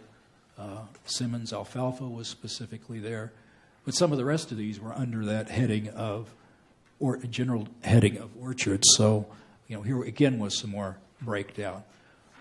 But, we were trying to look at 2014 through 2010 through 2014 data, and this provided us 1 year of estimated pumping. So we still didn't know what the amount of pumping by each of these was, other than the ones that are specifically listed in the cooperative group. We didn't know what their lowest pumping was in that period. So we made some assumptions. We assumed that some of those had been pumping during that entire period. We made the assumption that some of them probably weren't pumping during that entire period. So we had just picked a number of pumping and said we'll assume that there's going to be a history that supports among this group that we don't have detailed history on. We assume there's going to be continuous pumping, total of about 500 acre feet, and we distributed among some of those parties.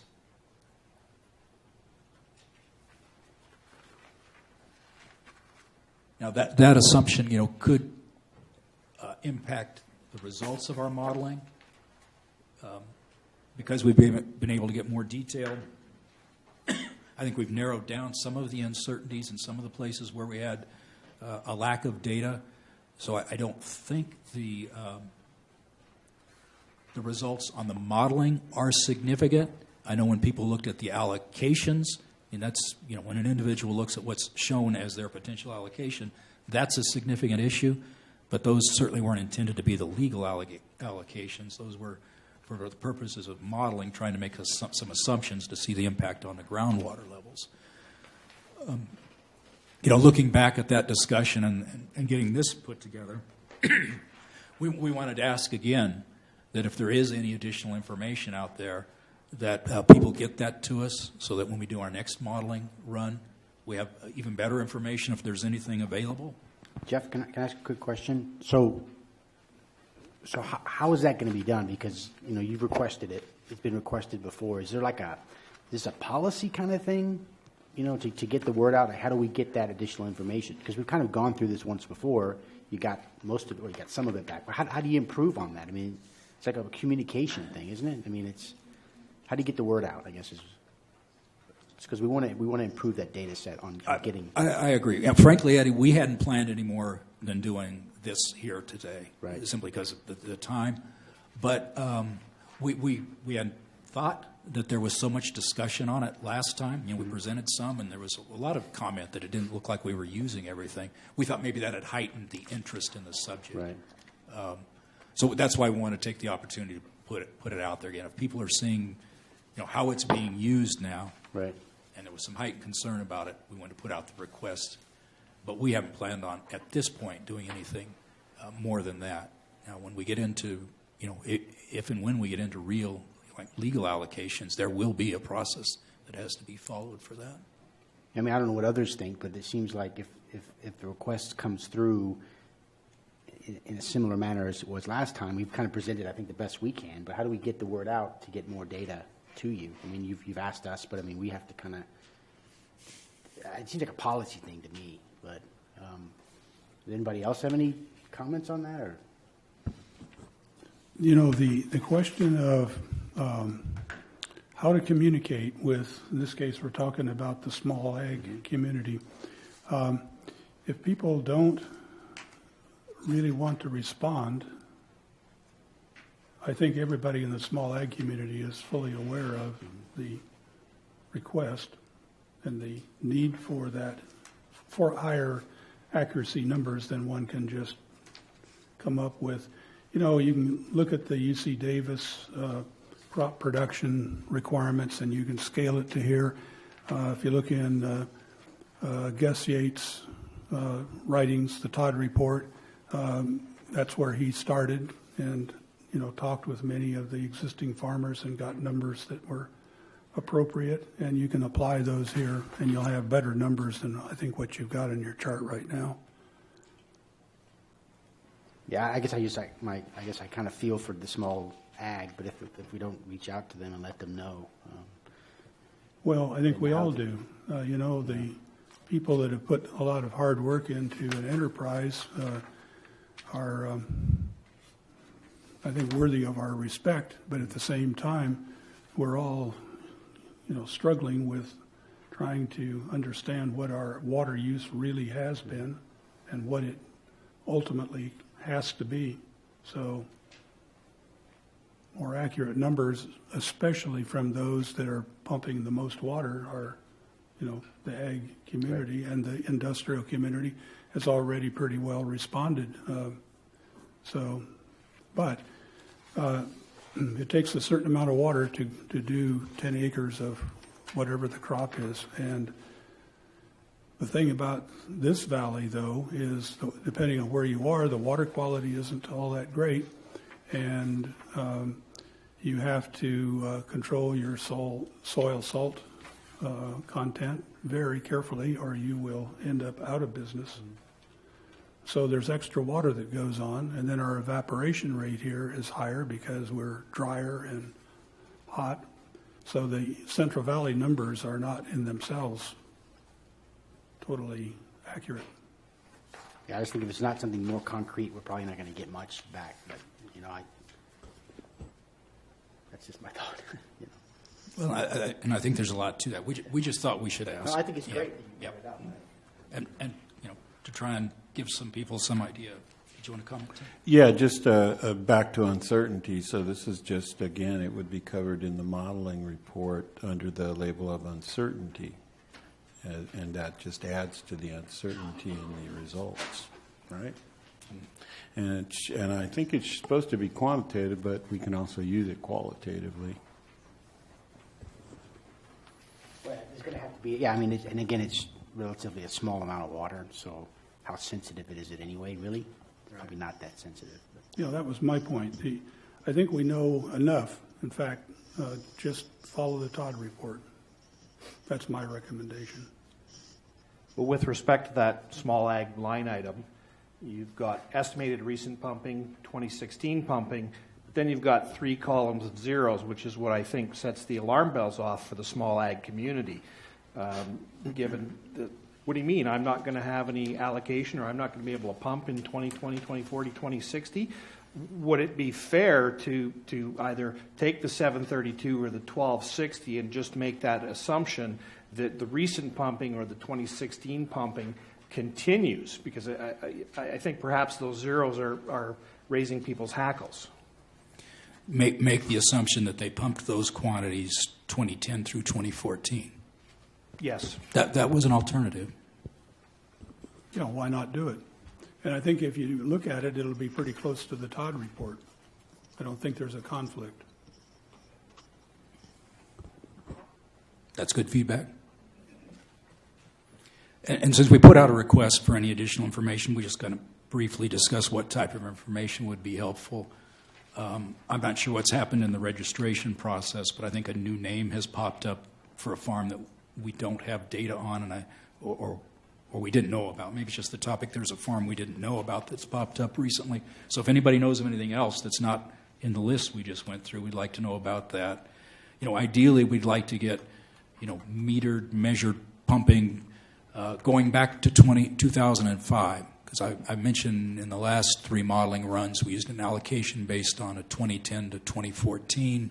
Another concept that had been thrown out earlier was a 10-year a base period for looking at allocation. So who knows what we'll exactly end up doing. So we'd like to get data back to 2005. If they don't have metered pumping, if they've done their own estimates, even data that might be helpful is, power records for a well with some information on the pump. We even got just a description. After the last meeting, we got a description from one of the small ag outfits about what they had done, and they hadn't been in operation through that whole period, a brief description of what had occurred on that property before them. That at least gave us some some baselines about what had happened on that property. We didn't have zeros anymore. We knew something. We couldn't quantify it at this point, but we knew it wasn't the full operation. But we knew it wasn't nothing that was going on there. So any of that information would be more than we have now. But at this point, we'll probably go forward assuming that all of those have a history. So are you going to rerun the baseline? No. This is not for the purpose of the baseline. This is for the purpose of any future modeling we do. But couldn't this impact the baseline run? Could slightly. Because that's going to be what's compared, everything's going to be compared to the baseline. So maybe it's such a small amount of volume, it won't make much of a difference. But the pumping in the baseline was so huge that I don't think this change is going to, in the baseline, would make much of a difference.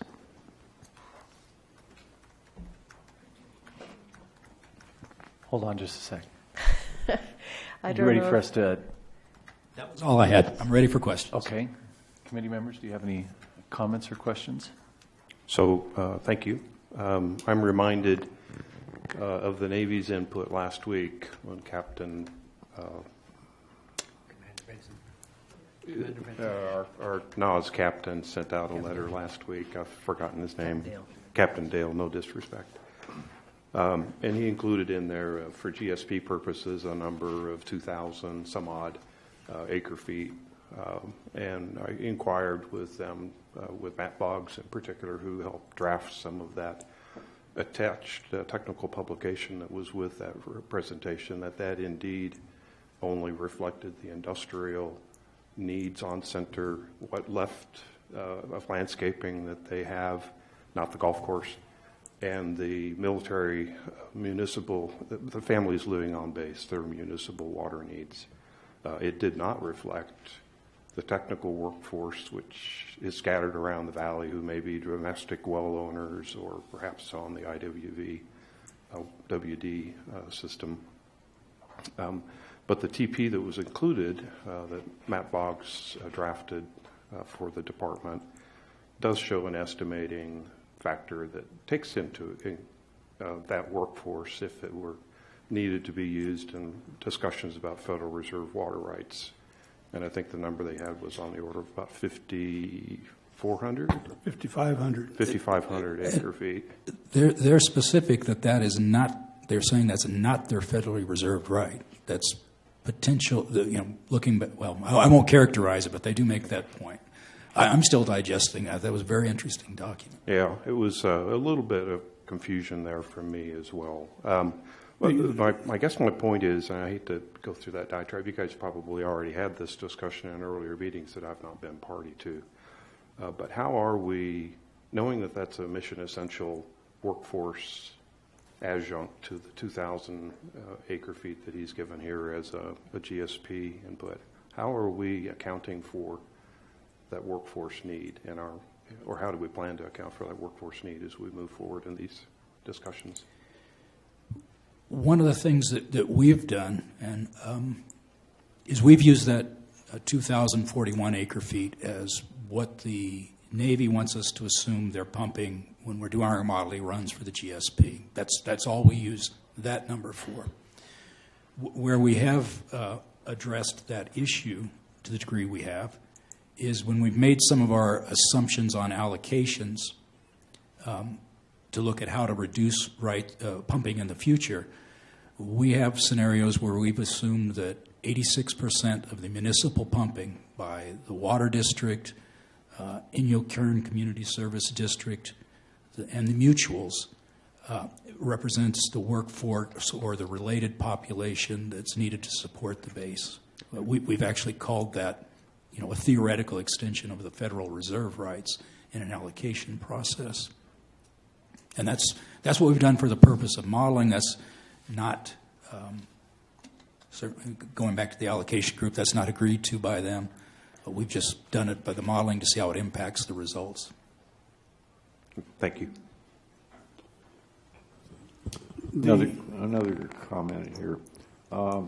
This most recent thing, call for data and everything, is that going to be brought up at the PAC meeting tonight?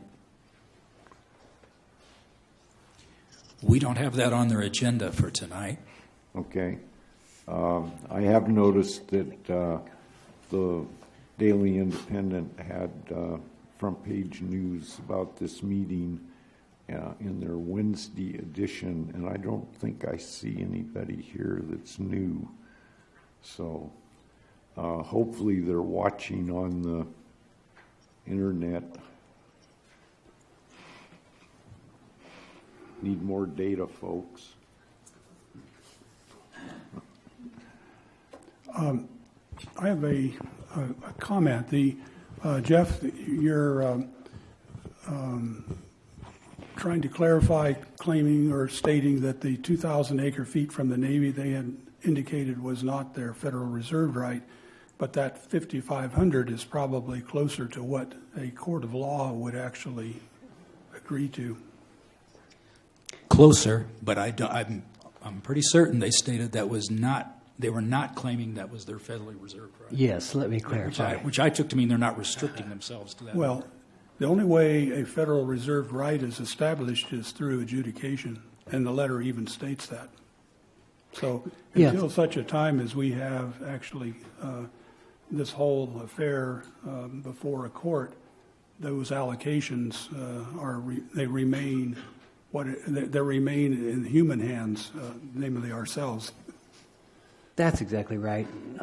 It seemed like you were saying there was confusion, and I thought it was clear in that tech pub, and the intent was clear that the Navy was not stating this reflects our Federal Reserve water right, or there's an implication that this might be used in the future to develop that, but absolutely it's not the right, and it's something that would be developed in adjudication if it went to that. And the Navy hopes it does not go to that, as Captain Dale stated in his letter. Yeah, I read it a few times, and what I did see is in the captain's letter, the cover letter, it did indeed say that 2041 did not constitute the Federal Water Reserve right, but I didn't see the reference within the TP where they specifically mentioned either in favor of or not in favor of Federal Reserve water rights. So it was absent in the TP. I don't know if that was deliberate or not. Well, I believe it was. I think the intent of the study was to look at the demographics of the workforce outside the fence line. And it wasn't trying to tie that study to a study in support of the Federal Reserve water right. You might imagine some people may refer to that if it ever came to that in an adjudication, but the Navy wanted to be careful not to attach it to that specifically as part of that study. Both the 2,041 acre feet that the Navy had originally given as something that the Navy could live with as a number for the purposes of study and the modeling, and then that separate number, totally not stating it was attached to our Federal Reserve water right. People. Was to me. Okay, thank you. All right, we'll go over to the public. Go ahead. Oh. I was just going to say that with the small ag, they have all. Go ahead and tell me who you are, though, ma'am. Excuse me. I'm Pat Quist, small ag. Thanks, Pat. Just ask, and you will get the information you would like to have. They're more than cooperative. They have been for a long time. And they probably just don't know that you need the information or the specifics about when, what years. So they've been cooperative. Some of the data might be on the cooperative groundwater management information. It could be in that. I'm not sure. Not everybody gave their information because they didn't know they needed to. But they're more than glad to be cooperative. I just wanted you guys to know that. And we're probably not the biggest water user, really. Collectively, we're not huge. But just if you need the information, tell me what you need. I will get the information out to them, or Don will. And, we'll get that information to you. So no big deal. Thank you. Excuse me, Pat. Thank you, Pat. Can I make a quick question? Maybe to Don. Do you recall who gathered the data for the cooperative group over the years? Would they make calls to the ag and that kind of thing to get those yearly data? Because that seems like we want to reproduce that process and maybe add to it for the specific smaller ag. Well, my recollection, the ones that meter, for example, the Water District, the Indian Current Community Services District, the Navy, those all reported their numbers. They knew to self-report because they were members of the cooperative group. The orchards, I believe those were just estimates based on satellite imagery and what we knew of what was planted. And so the other numbers, I'm trying to remember what was on there. Simmons, I think that was actually reported information based on electrical records. Meadowbrook always reported. They participated in various times in the group, and although they weren't formally members until the end, they did always provide their pumping based on their electrical records. Is there somebody else on there? There was an orchards column that was pointed out, and it varied every year, so it seemed like it was based on some kind of data. That doesn't help because I don't have my glasses. But thank you. Was there another one? So the orchards, I'm doing the same thing. Yeah, the orchards, again, I think that was just based on the cooperative group's knowledge of what was out there in terms of what was planted and who had planted it. It varied so much is why I was curious. I don't believe that was based on any electrical records or any metering at all. So it's just an estimate. Yeah, every year it was different. 4,087, 43, 67, just... Yeah. Okay. Thank you. Anything else? Thanks. Derek Hoffman for Meadowbrook. I appreciate the effort to get more data, Jeff, and I've said for many times here, I think the data is needed and it's important, so thanks for the follow-up. I have just a couple questions on the slides. I have slide 6. I don't think it's the same numbering that you have, but it's about the baseline pumping.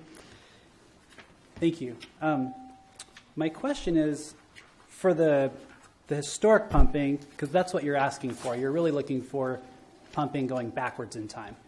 And there's a number there under the 2020 category, and there are specific numbers that have been put in there. And my question is, what was the data source for those figures, if you know, and is there any way that might be able to inform the prior pumping history? Well, a lot of that data come from, you're more familiar. That's right, Gene, you were more involved than I was.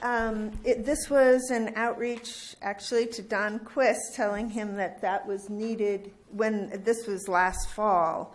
And he put the word out, and different people called or sent me an email and gave me those numbers. So those numbers come from real people. The small ag numbers. The small ag. That's what we're referring to. So that's a step in the right direction, and as was mentioned a moment ago by Mrs. Quist, maybe a further outreach for the historical information would be useful, and I think that would be very productive.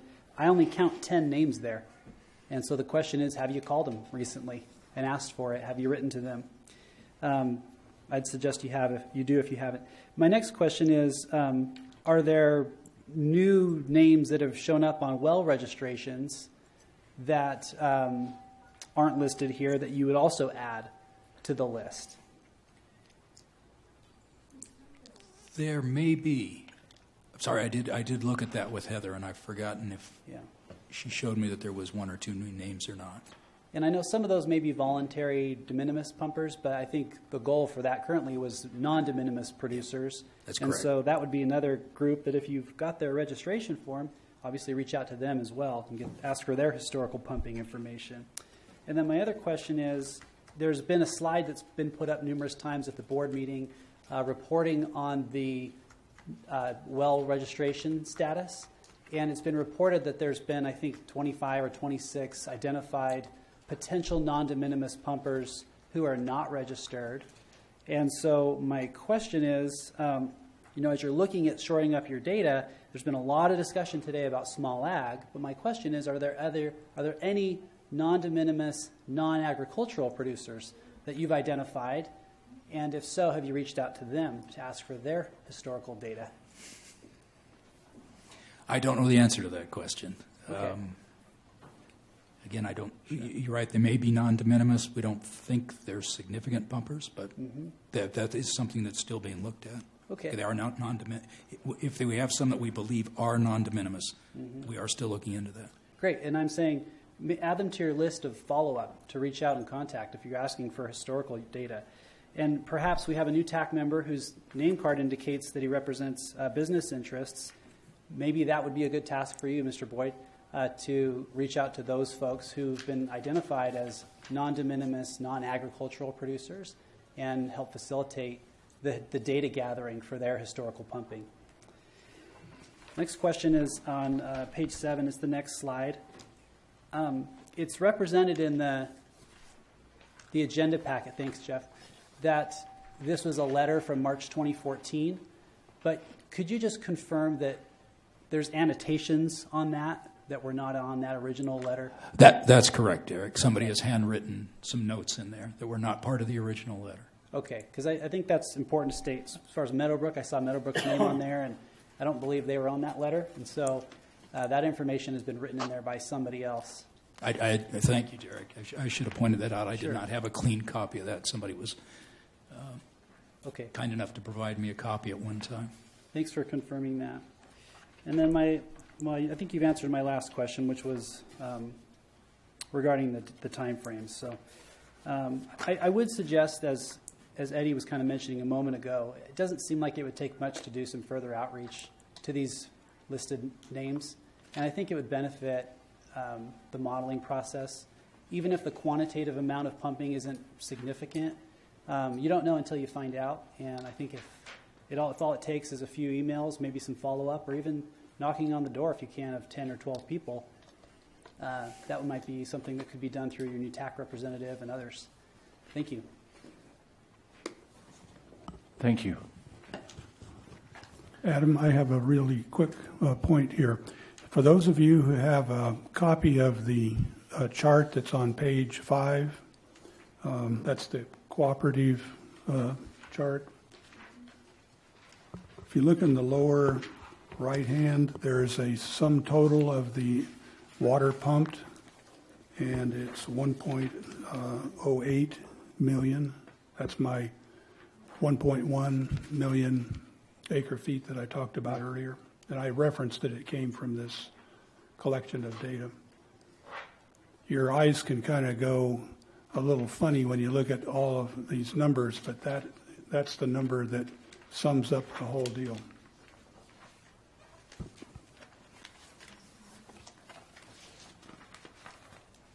All right, Jeff. That was it for 3CI. I will go to 3CII. Aye. Jeff. Which is the Sustainable Management Actions Modeling Scenarios. We did get some direction from the board at the last closed session on an additional model run. And I want to say we had a discussion of groundwater and storage. The board is looking at a number of things. One of them is the reduction in groundwater and storage, the use of the groundwater reserve between the different modeling scenarios that we've done. And we show that reduction in storage for every modeling run we've done when we've presented results. They've also looking at what the impacts of those reductions in storage are, to some degree. They gave us some direction on some additional modeling. There's some additional discussion that needs to be had with the GA staff, primarily the attorneys, before we do that modeling run. The board also is interested in having the tax input into that process. I had hoped we would be farther along in developing the next model run so that we could, you'll see it under future meetings, 6B, there is a discussion of a potential special TAC meeting in July. I had hoped to talk about a specific date for that today so we could bring the proposed next modeling run to the TAC to discuss it. But our discussions with staff are not far enough along that I would suggest that you schedule another meeting at this time. Well, we will look at where we're at when we have a clearer idea of what we're going to model and look at what options we have to try and interact with the TAC or the ad hoc. But I have to caution, we've also got to look at our schedule.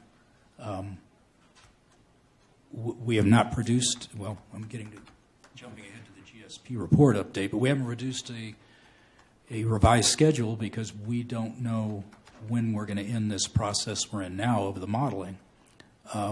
We have taken a look at it. We think we can still complete a GSP, but we're going to have to change some of the process for the review of the GSP from what we had shown in the prior schedules. We probably won't have all of the individual chapter reviews, prior to having a comprehensive report that we had anticipated. But we still are hoping to have a draft for everyone to look at before there's a public, and then a public review process is what our intent is before it's adopted. But we've got to work through the process we're in and look back at those possibilities and see how we can best move forward. So that's where we're at right now, is trying to see if we can get a model run clarified and see how we can interact with you and how we can get the technical work done and get the GSP done. Thank you for that update. I'll just remind you again, as we did at the board meeting, we are available to assist. You can send that to me. I will send it to all TAC members, and we will give you our comments and reports back so that we can assist in moving forward with GSP, because it's getting tight now. Yep. Are there some things that you can be doing that, one of the things that comes to my mind, I'll just be very open, is, for example, the alternatives analysis, looking at what criteria are going to be included in that and setting up a matrix for how the different alternatives are going to be evaluated. There are things we can and are working on. We at this point have been focused more on the sustainability criteria. We've talked about that in general a number of times. We're trying to get that, get something a little more detailed to bring forward to this group. Right, but if you're getting held up by the board, maybe that's something else that's a little more clear cut, and it's something that we can weigh in on in terms of the criteria and start setting up a matrix to look at that. So that'll be kind of grease the skids for that section. I'm just trying to throw out some ideas to move things along and also to keep us occupied so we don't end up having everything to look at once at the end, which is going to be a little bit horrendous. Yep. But agreed. Anyway, and so I think I would encourage others to maybe think about it and throw some ideas out there to see what we can move along in the meantime. Yeah, a couple of things come to my mind. I think, and I think we've seen part of this, but like putting together even a comprehensive table of contents, for example, for like Chapter 3 ahead of time, then that might make it more of a smoother review process, And this is just things that we've done in other basins that seem to work well. Because I'll be honest, if as an example, say Chapter 4 or 5 is going to be the sustainable management criteria, if that gets packaged up with 5 and 6 and sent to the TAC in September, I think the review process is going to be heavy. And so, I can see some chapters it'd be easy to combine them, like implementation would be easy to combine, but some of these it's going to take a bit of time. So I guess at some point the TAC, I would think all TAC members would like to see at least a general schedule of, hey, on these key chapters, when do you think they're coming? Or is it really going to be the case where this is going to come in September? I think somebody knows the answer to that now, but I mean, we should share that because. I can tell you what I see right now is we think we can get you the sustainability criteria chapter out. I mean, I'm not promising it right away, but in advance to have some time to review that. Right. But the way things are going, at least how we see the process, is the projects and management chapter and implementation very likely are coming out at the same time. And they're tied a little bit because there's some costing in there. Yeah, I would encourage you to split them, but I mean, again, you're under a deadline. That had been our I mean, they'll be separate chapters, but as far as getting them both written, they are very likely to be completed at about the same time. Yes, in regards to Section 3 that was sent out, and I'm assuming everybody is making their comments and sending them back to you, there is a lot of portions that we're excited to see soon, that we know that they're being developed and they're on their way. And then some of them, of course, did mention Section 4, and then one of them, I think, mentions 5 also. So we're available, even if they do come out early. Again, this is the first draft, and we will totally assist in that manner. And we know there's more coming. I agree with Eddie's comments on that, but we're here to assist and help with that so we can get things moving forward. But it's an example for projects and management actions. And I'm just bringing this up because I'm going through this headache. Is you could put together an outline now that lists 6 projects and just kind of stage them and get some feedback on, hey, what do you think of this? So the red flag doesn't come up in September, like, what are you talking about? Water transfers. So just to get the projects established in a table of contents, I think it'd be very helpful. Well, on that subject, we've distributed an outline before that shows the imported water, and at this point it would reflect what you've seen in the presentations. Yeah, it's there. You just need to package it up. And exactly. Yeah, that's right. That's right. Okay. The way you write any complex document is to start with that outline, the table of contents, and then start filling in the chapters that are clear, or at least clearer. And they can be incomplete. Actually, all of you suggested something like this. The outline just needs to be picked up and worked on additionally. It's the key to the document, really. And the alternative project part, may have some benefit by thinking about that and giving the board some additional ideas, thoughts to chew on.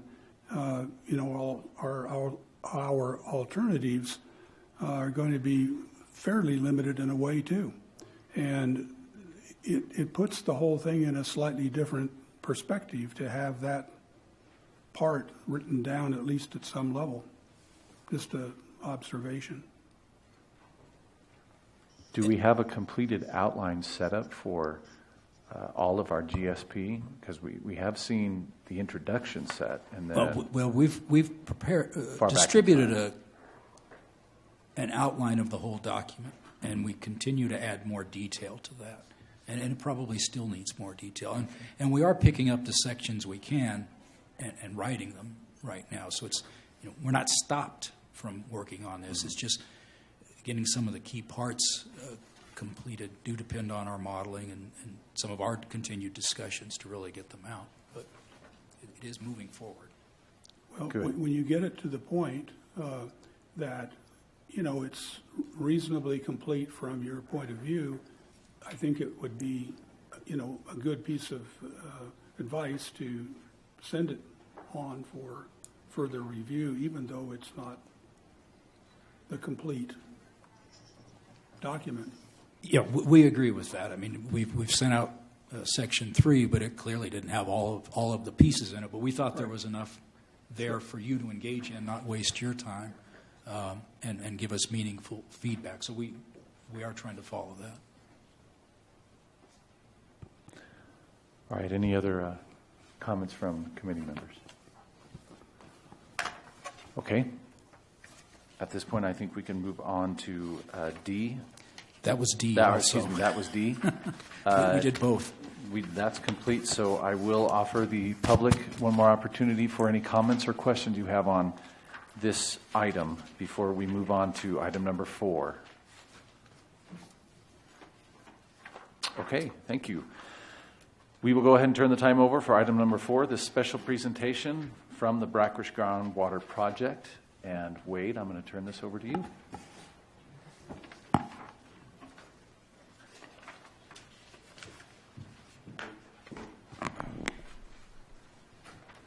Thanks, Jeff. Make sure my lightsaber works. Oh, yeah, no problem. Okay, good afternoon, everybody. This presentation was originally given in mid-May to the Water District Board. So a number of you were present at that meeting, so I apologize in advance for the redundancy of this. You've heard a lot of discussion today about fresh water, about saline water, where those are located, how they're mixed, what the effects of pumping fresh water are. From our standpoint, the Brackish Study Group is interested in the saline water. And we're interested in the saline water in a way that we want to try to minimize impacts to the fresh water. So very briefly today, we're going to go through what is a Brackish Groundwater Project, where has it been developed, how can it potentially benefit the Indian Wells Valley Basin, and what are some of the characteristics. And we'll go through some of our initial modeling results and then where we're going in terms of our next steps. The Brackish Water Group was formed originally in 2015. There was a funding agreement put together in 2016 between 4 major funding partners, the Water District, Mojave Pistachios, Coastal Geothermal, Sears Valley Minerals, and we've got Meadowbrook Dairies as a minor funding partner. So the source of funds, principally from these 5 companies, are funding the initial efforts of the study. Additionally, a Prop 1 desalination grant was applied for in September 2017. Notice of award was made. There have been a number of budget and scope revisions. At this point in time, the Water District has 3 copies of the contract from DWR, and it's just undergoing legal review now, and we're expecting that to be signed shortly. So that's going to add an additional $700,000 of resources to the overall feasibility study, which will allow us to unleash the dogs of war and really start putting the pencil down. So fresh water typically is less than 1,000 milligrams per liter of TDS. You've seen the TDS contours that Gene and others have presented. 500 is a good long-term limit for drinking water for human beings. 1,000 for agriculture and livestock. Brackish water is really anything that's above 1,000 milligrams per liter. 1,000 to 10,000 is the USGS definition. Saline water, greater than 10,000. So brackish groundwater is really an alternative supply that can help augment your existing fresh groundwater supplies and provide a bridge until other mechanisms can be brought into place to offset that. Brackish groundwater extraction and treatment can extend the life of your existing freshwater resource. Five key elements. You extract the brackish groundwater with wells. You pre-treat to remove a bunch of the stuff that will foul the reverse osmosis membranes. You then treat it. You deliver the fresh water to your customers. And then you deliver the brine or the concentrate that comes out of the RO system to potential industrial users. We're fortunate in the valley that we've got Coastal Geothermal and Sears Valley Minerals who would be willing acceptors of the RO brine concentrate.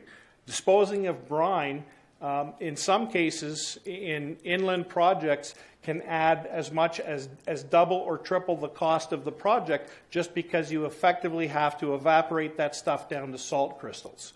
We don't have that issue here. We just have to figure out an economically viable way of getting it to either COSO or Sears Valley Minerals. Where has it been done? In 120 countries around the world, there's over 21,000 desal plants in service.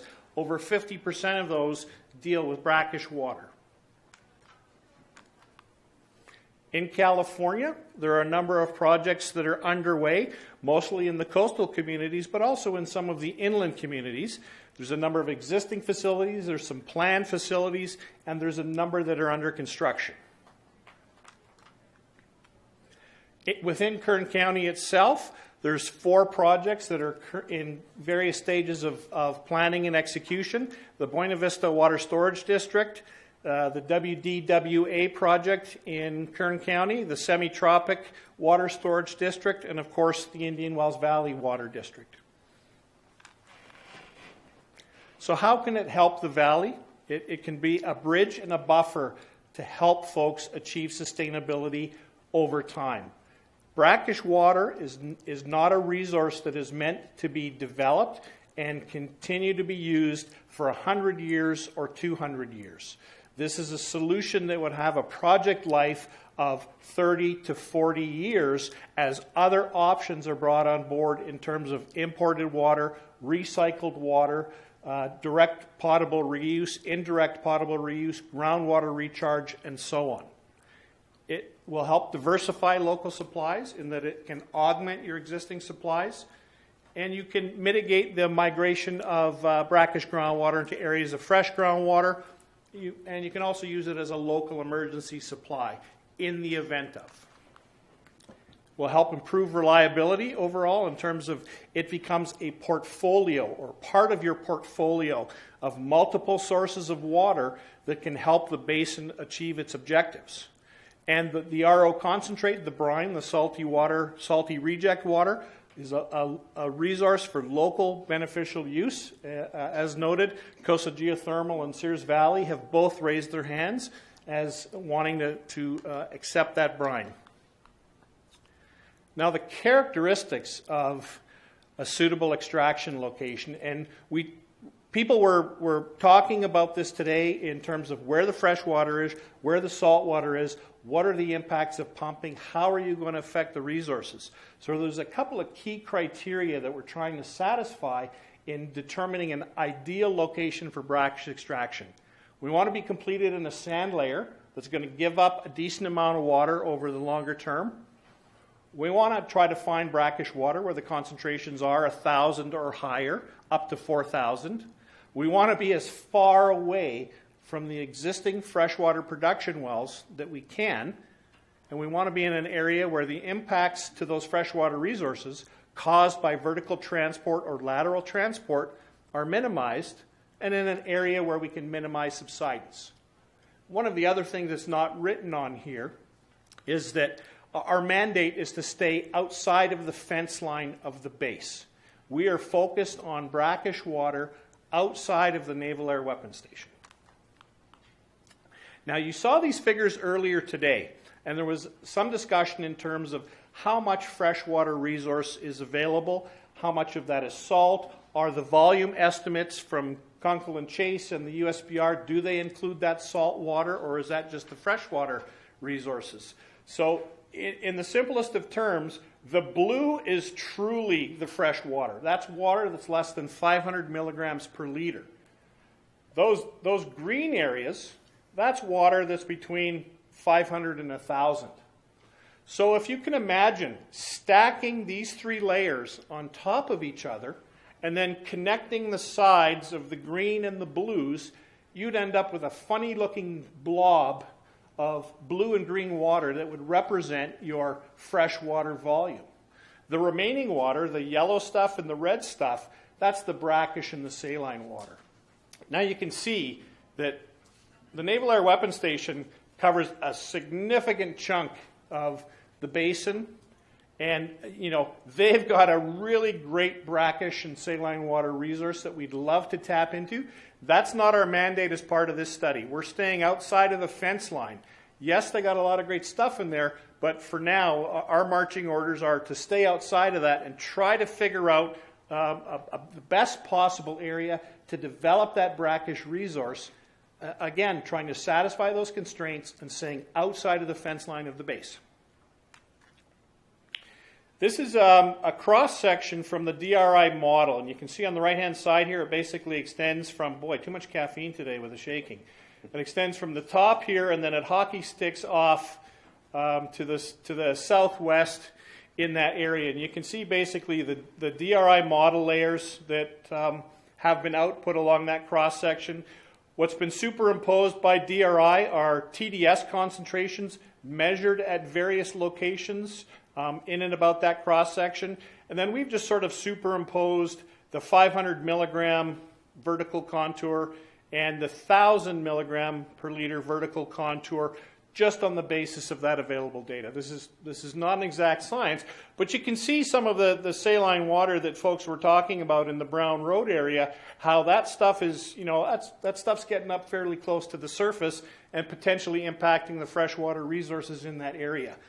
We would like to be as far north as we can and as deep as we can so that we're down in this area, this yellow band of the deeper zone of the model, trying to extract that brackish groundwater that's above 1,000 milligrams per liter, but is also away from the populated areas and the existing freshwater production wells. We've identified 3 initial locations that we were going to look at. The first is in the northwest part of the basin up here. The second is down in the southeast corner of the basin, and the third is in south central. Now, the very first scenario we ran was a worst case. We internally called this the nuclear scenario, trying to extract 10,000 acre-feet per year of brackish water from a single vertical well. Does this cause the model to blow up, and what are the overall effects on the basin? This is by far the worst possible modeling scenario that we would consider.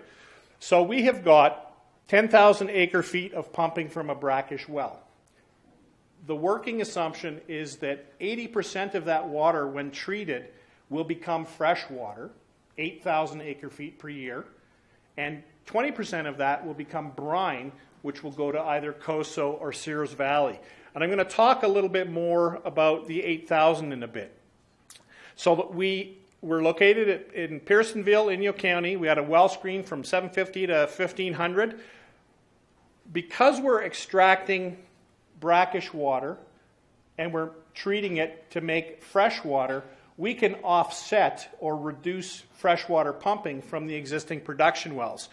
And that reduction was 8,000 acre-feet. So we would extract 10,000 of brackish, make 8,000 of fresh, which would allow the existing pumpers in those blue areas to scale back pumping collectively by 8,000 acre-feet per year. As I said, we considered the worst case scenario. We want to see the order of magnitude effects on the overall basin, but the modeling scenarios are going to evolve to consider different scenarios, such as distributed vertical well fields or horizontal wells, as we try to hone in on a solution. Now, 8,000 acre-feet reduction in freshwater pumping, that's about 667 acre-feet per year.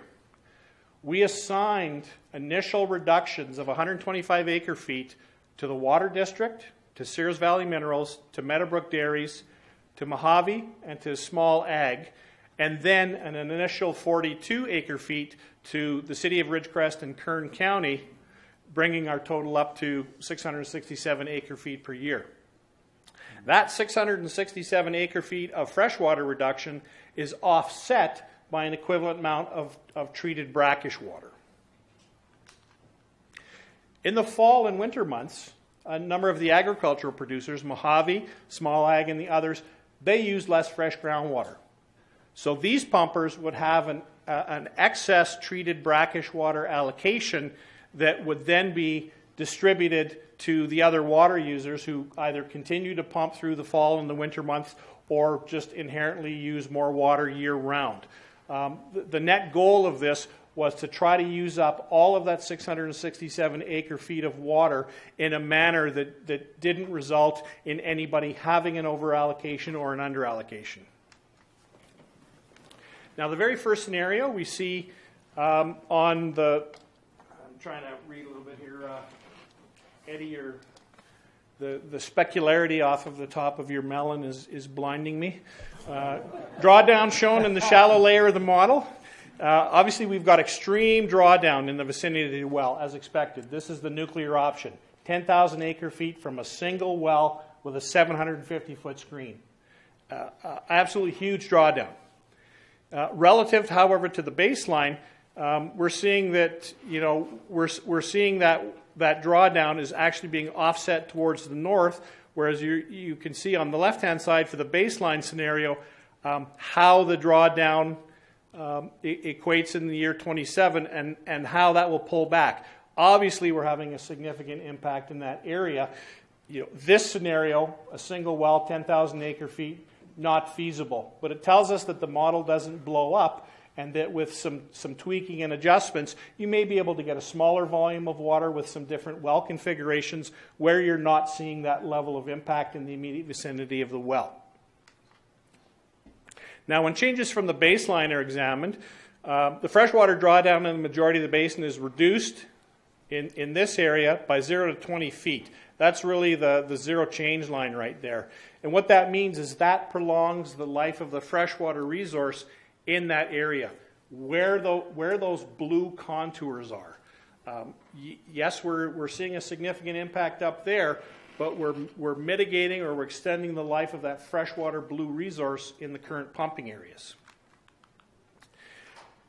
TDS concentrations, an important consideration is water quality. We've got 3 layers of the model here. We've got the shallow layer, the intermediate layer, and the deep layer. On the left-hand side is the baseline, and you can see for the scenario number 1, there isn't a lot of difference in the TDS changes by 2070 in the shallow layer of the model. Similar conditions to the intermediate layer and similar conditions to the deeper layer. Effectively, there aren't significant changes in water quality on the basis of the DRI model in either the shallow, intermediate, or the deep layers relative to that baseline. We then moved further south. We said, okay, we've done our nuclear scenario up north. We know we've got an extreme amount of drawdown. Let's move down south and see what we can do. We had an initial location chosen in this spot. The Navy expressed concerns that we were on the landing approach for aircraft into the base, so we looked at alternative locations that weren't necessarily on that landing approach flight line, and you can see A, B, C, and D there. We then looked at the hydraulic conductivity grid in the DRI model. Now, our first scenario up in this area, we had a pretty decent hydraulic conductivity in the model, but you can see down in area number 2, the hydraulic conductivity is an order of magnitude less. And so we decided that we actually weren't going to do an extraction modeling scenario there because we would expect the yields to be low and the drawdowns to be significant. We then moved over to location number 3, and we looked at a 3 vertical well cluster in this area, 750 to 1500 screened, 4 extraction rates, 2,500 up to 10,000 acre feet per year, with the pumping divided equally between the 3 wells. And then we also had Indian Wells Valley Water District production well number 34 in for proximity reference so that we could see what the additional drawdown effects might be on that nearby production well. At 10,000 acre feet per year, you can see we've got, again, a pretty extreme drawdown in that vicinity, 230 feet, and even the 90-foot contour extends out up to 2.5 miles from the brackish extraction area. At the 5,000 acre foot scenario, you can see we're limiting that 90-foot drawdown to a vicinity immediately around the well, but we're still extending a 60-foot drawdown over a significant part of the southern part of that basin. So, at extremely low rates, it's potentially feasible, but the proximity of that pumping location relative to Water District Well 34 and the additional drawdown, plus the apparent limited extent of brackish water in that area, we concluded that area is not really feasible. We're not going to look at that in any greater detail just because of those constraints. We then went back up into the northwest part of the basin, and this time, instead of looking at a vertical well, we looked at horizontal wells. So we considered 4 extraction rates and 2 horizontal wells. You can see here you've basically got starting as a vertical well and then transitioning to a horizontal well. The well screens are represented by the black horizontal lines.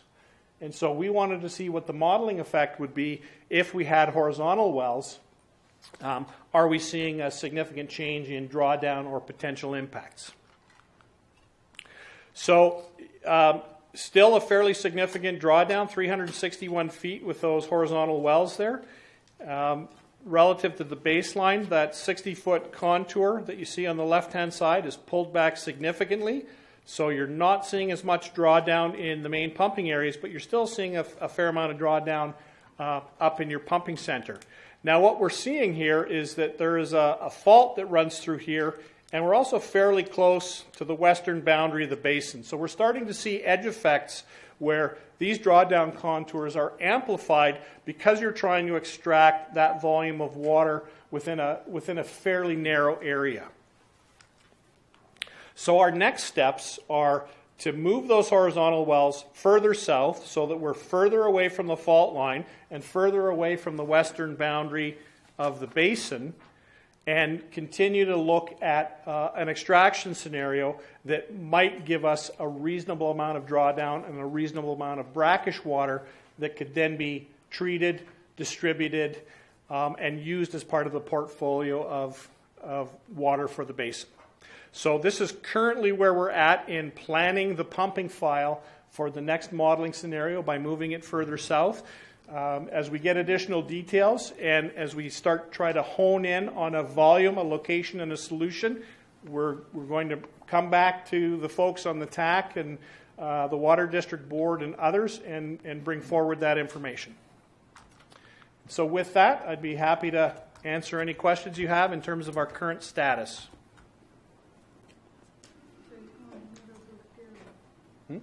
So you're going to Meadowbrook Dairy? Fairly close. Actually, I was just going to ask that same question. What was that, Judy, about moving this down from that last slide? This is the location that you're looking at shifting it to, is doing the next modeling down underneath Meadowbrook Dairy. Correct. At closer like 1,500 to feet that depth. Area. Okay. Hey, man, who told you to put it there? I think Would you were please involved, respond Eddie. for Meadowbrook Dairy? Eddie. It's just, Yeah, that's it's right. just a model scenario. It is a modeling scenario. That's exactly it.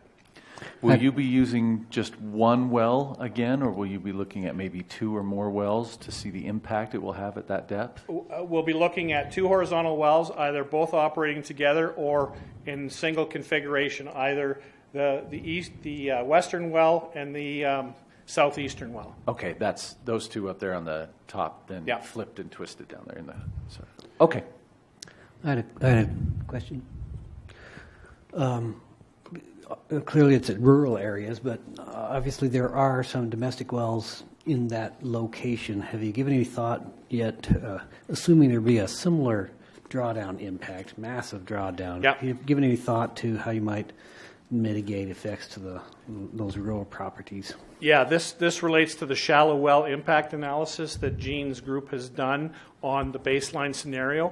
A similar exercise is going to be done for these scenarios, and trying to figure out what the options might be. And the options might not be having those people drill deeper wells. The option might be getting them as recipients or receivers of the desalinated brackish water to offset a possible loss in their shallower wells. So these are things that we're certainly aware of and are going to be considered.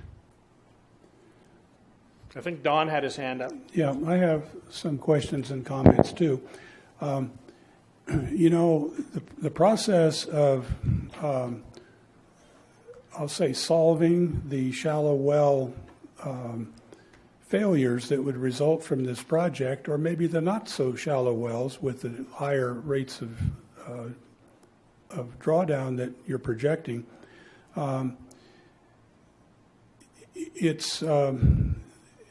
you're assuming that people might be willing to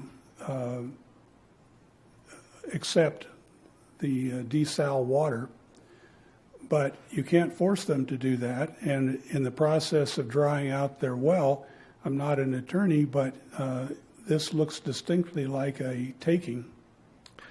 I hear what you're saying, Don, and we're not forcing any. We're looking at a range of options, and your points are valid and are going to be considered. Absolutely. Well, that's just an observation, and I'm sure you have thought about it. The other thing that I pointed out at the presentation at the Water District was that you're comparing your pumping scenarios to the baseline scenario that was run earlier for the purpose of the sustainability project. And the appropriate scenario to compare to is not the baseline. That's a continued pumping. It's to compare to what would happen if we actually were to attempt a sustainability project and scale back the pumping in the valley. And there's going to be a huge difference in the way your graphs look when you do that. Correct. And if you see the fourth bullet here, model a brackish groundwater bridging scenario, which does include the scaling back, bringing additional water sources on, and pumping reductions. It's the mechanics of making up the pumping file that satisfies that we're now working on. Okay, I'm glad to hear that you're planning on doing that. But, you know, you don't have to do a pumping scenario. Just a storage model will tell you pretty much the story, and it's not a very attractive story, frankly. I know you guys have got a lot of enthusiasm for this project and the potential for actually providing some bridging water, which I think all of us appreciate the motivation. But your production wells, because you cannot go on to Navy property, you are basically nestled right up to the freshwater areas that we have been exploiting all along. And that is the harshest constraint that we're facing, Don. You're absolutely right.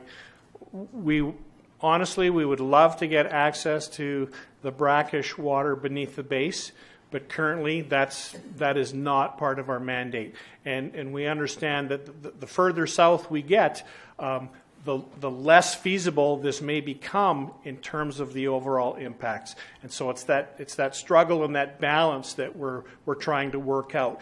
The end result of this may be that it's not feasible, or it's only feasible at a fairly low rate. But we're not in a position to answer that question yet, but these are all things that are being considered, subject to the constraints that we're having to deal with. Comment? Thank you. Good work. I have to admit, when I ran through this, I wasn't aware of your constraints, so my imagination was running wild as I went through this. And it occurred to me that if we didn't have these constraints, wouldn't be some ideal locations for these wells be adjacent between the aquifer and the playa, where the water is going to evaporate anyway, and or in between our valley and salt wells, where we know there's some leakage going on. So these are two sources of water that are just basically disappearing from any potential use. Yes. But if we could capture those, it occurs to me that those might be ideal solutions, almost like importing water. Absolutely. So I would ask, even though I know you're under these constraints, it might be worth saying, by the way, if we weren't under these constraints, here's two things that the brackish water recycling group would recommend. And just see. I don't know how firm the Navy is against well drilling. They've got lots of wells. And I don't understand that politics well enough for legal issues associated there. But perhaps with a compelling argument, we would at least have a chance to have a day in court. Your point is well taken, and certainly those qualitative recommendations will be brought forward. Internally, we had debated whether or not we would just run a modeling scenario trying to tap into that brackish water, because again, it's just a modeling scenario. It's not meant to be something going out for bid and construction. But we decided at this point not to do that, that we're going to respect the constraints that we're operating under at this point. But your comments are well taken. I'll just jump in here. So to clarify, the current stance with the Navy is, yes, it's a pretty firm no-go scenario. And I'm not prepared to go into all the reasons why, really. Some of the ones that come to mind is just the impact emission of having a utility going across some of the range lands, but also seeing some of the results for your models. Picture a scenario where you might have a well out on the ranges, perhaps near a snort track, and you have that kind of severe drawdown. Are your future model runs looking at potential subsidence effects? And that would be a major impact that the Navy wouldn't want to occur.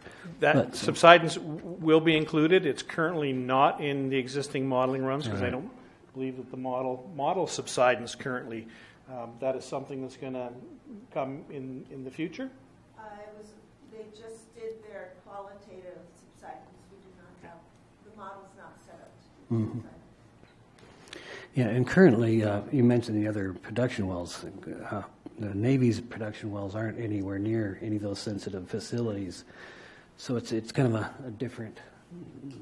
You can't say that we're producing a lot of well on the water on the Navy land. Why not do this? Because it's really a different scenario. We're much closer to Inyakern Road with our production wells. That gives a little insight. On the subject of subsidence, I know that you're intending to pursue that as to evaluate the potential subsidence in your at least the scenario where you'd be down in Kern County by Meadowbrook Dairy. But if you take a good look at the cuttings log for BR6, you'll discover that you're not going to be extracting your brackish water from sand. It's clay. I'm aware of the BR6. In fact, I just showed Eddie the borehole summary this afternoon. For this next modeling scenario, we're actually going to be down deeper. I know where the bottom of the clay is from the borehole logs, and our horizontal wells are going to be below that. We don't want to try to extract from that clay layer. Okay, so you're going to be at 1,800 feet or so below ground level? Correct. Mm-hmm. Well, as you reduce the pressure by extracting water, that pressure effect, of course, it's not isolated at all. And the pressure in the water in the pores of the higher elevation aquifer are going to feel that reduced pressure also, and you still can get subsidence. Yes. That needs to be modeled and discover what the magnitude might be, especially when you're talking about such a huge amount of extraction, the rate of 10,000 acre-feet per year. A lower rate, might well be feasible, but then your project becomes less feasible because the magnitude of the project is too small. Yes, you're correct.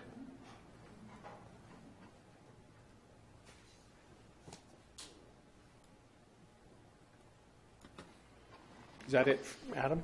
Any other comments from members of the committee? Not at this time. I wanted to say thank you. This is a great presentation. I'll also offer the opportunity for the public for any comments or questions for Wade.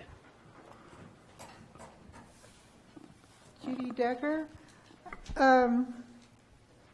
you're talking about extracting a lot of water in a given place, and it would seem to me that you would have less impact on the surrounding community, whatever the community is, if you could go to an area, I think Mallory mentioned Salt Wells, an area that has no habitation.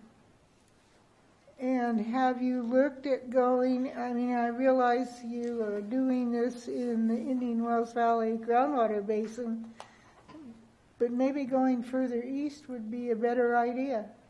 So thanks for the question, Judy. Dawn asked this exact same question back in February, and in the end, she was talking about how Salt Wells Valley is potentially an ideal location for this. When we started this exercise, that was another unwritten constraint, is that the focus is on this basin. But you're right, ideally, there's a lot of great salt water out a little bit further to the east. But for the purposes of this exercise, we're focused on this basin. There's a whole lot of it. Yeah. But that's their mining resource as well. Yeah. So it's...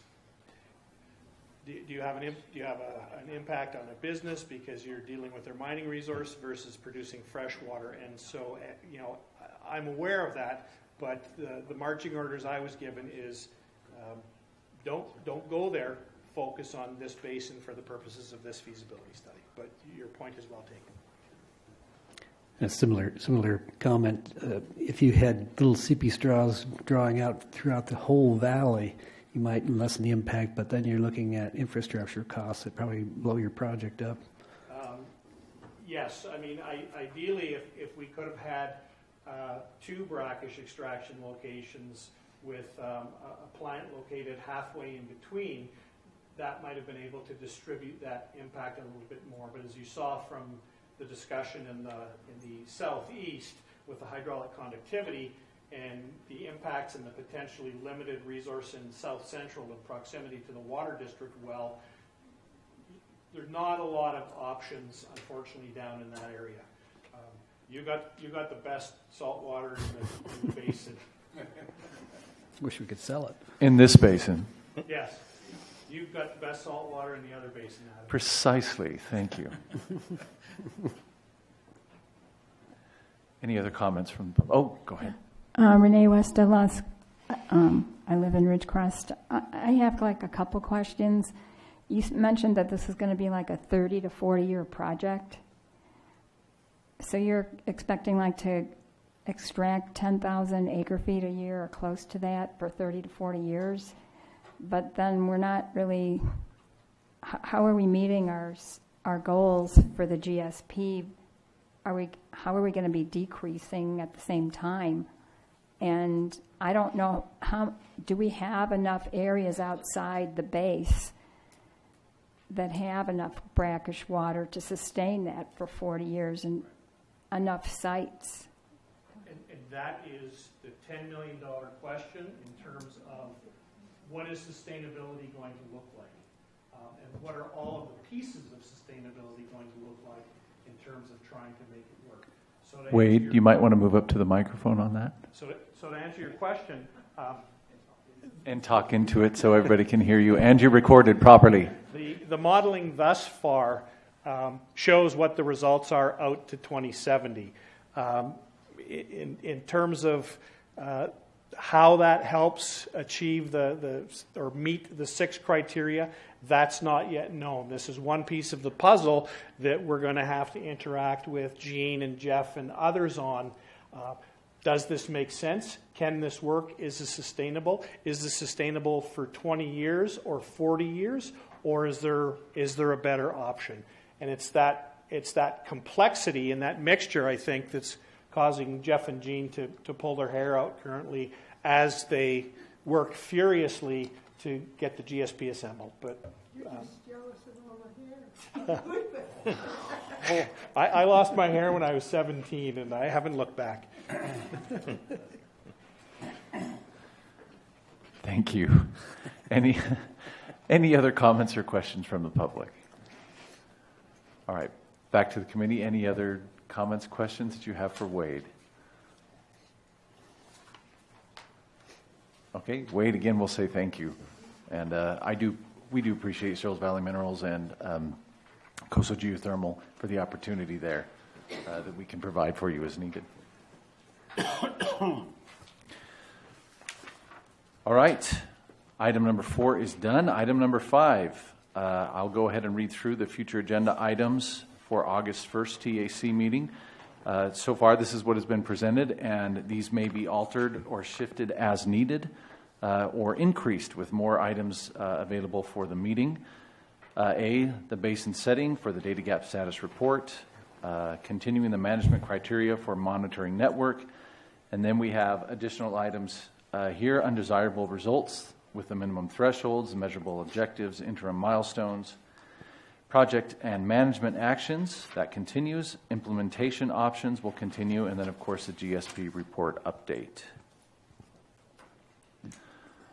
All right, item number 6, future TAC meeting dates. We have the next 3 months listed, August 1st, September 5th, and October 3rd. And we've got here item B, discussion of potential special TAC meeting in July. I'm assuming this is in regards to additional or future ad hoc meetings for... No. This, when we put this on the agenda, we were thinking we might want a special full TAC meeting in July. Okay. But given where we're at since Friday. So, of course, after the 4th of July timing, it will be the week after. At this point, we would not request that the TAC set a special meeting. Okay.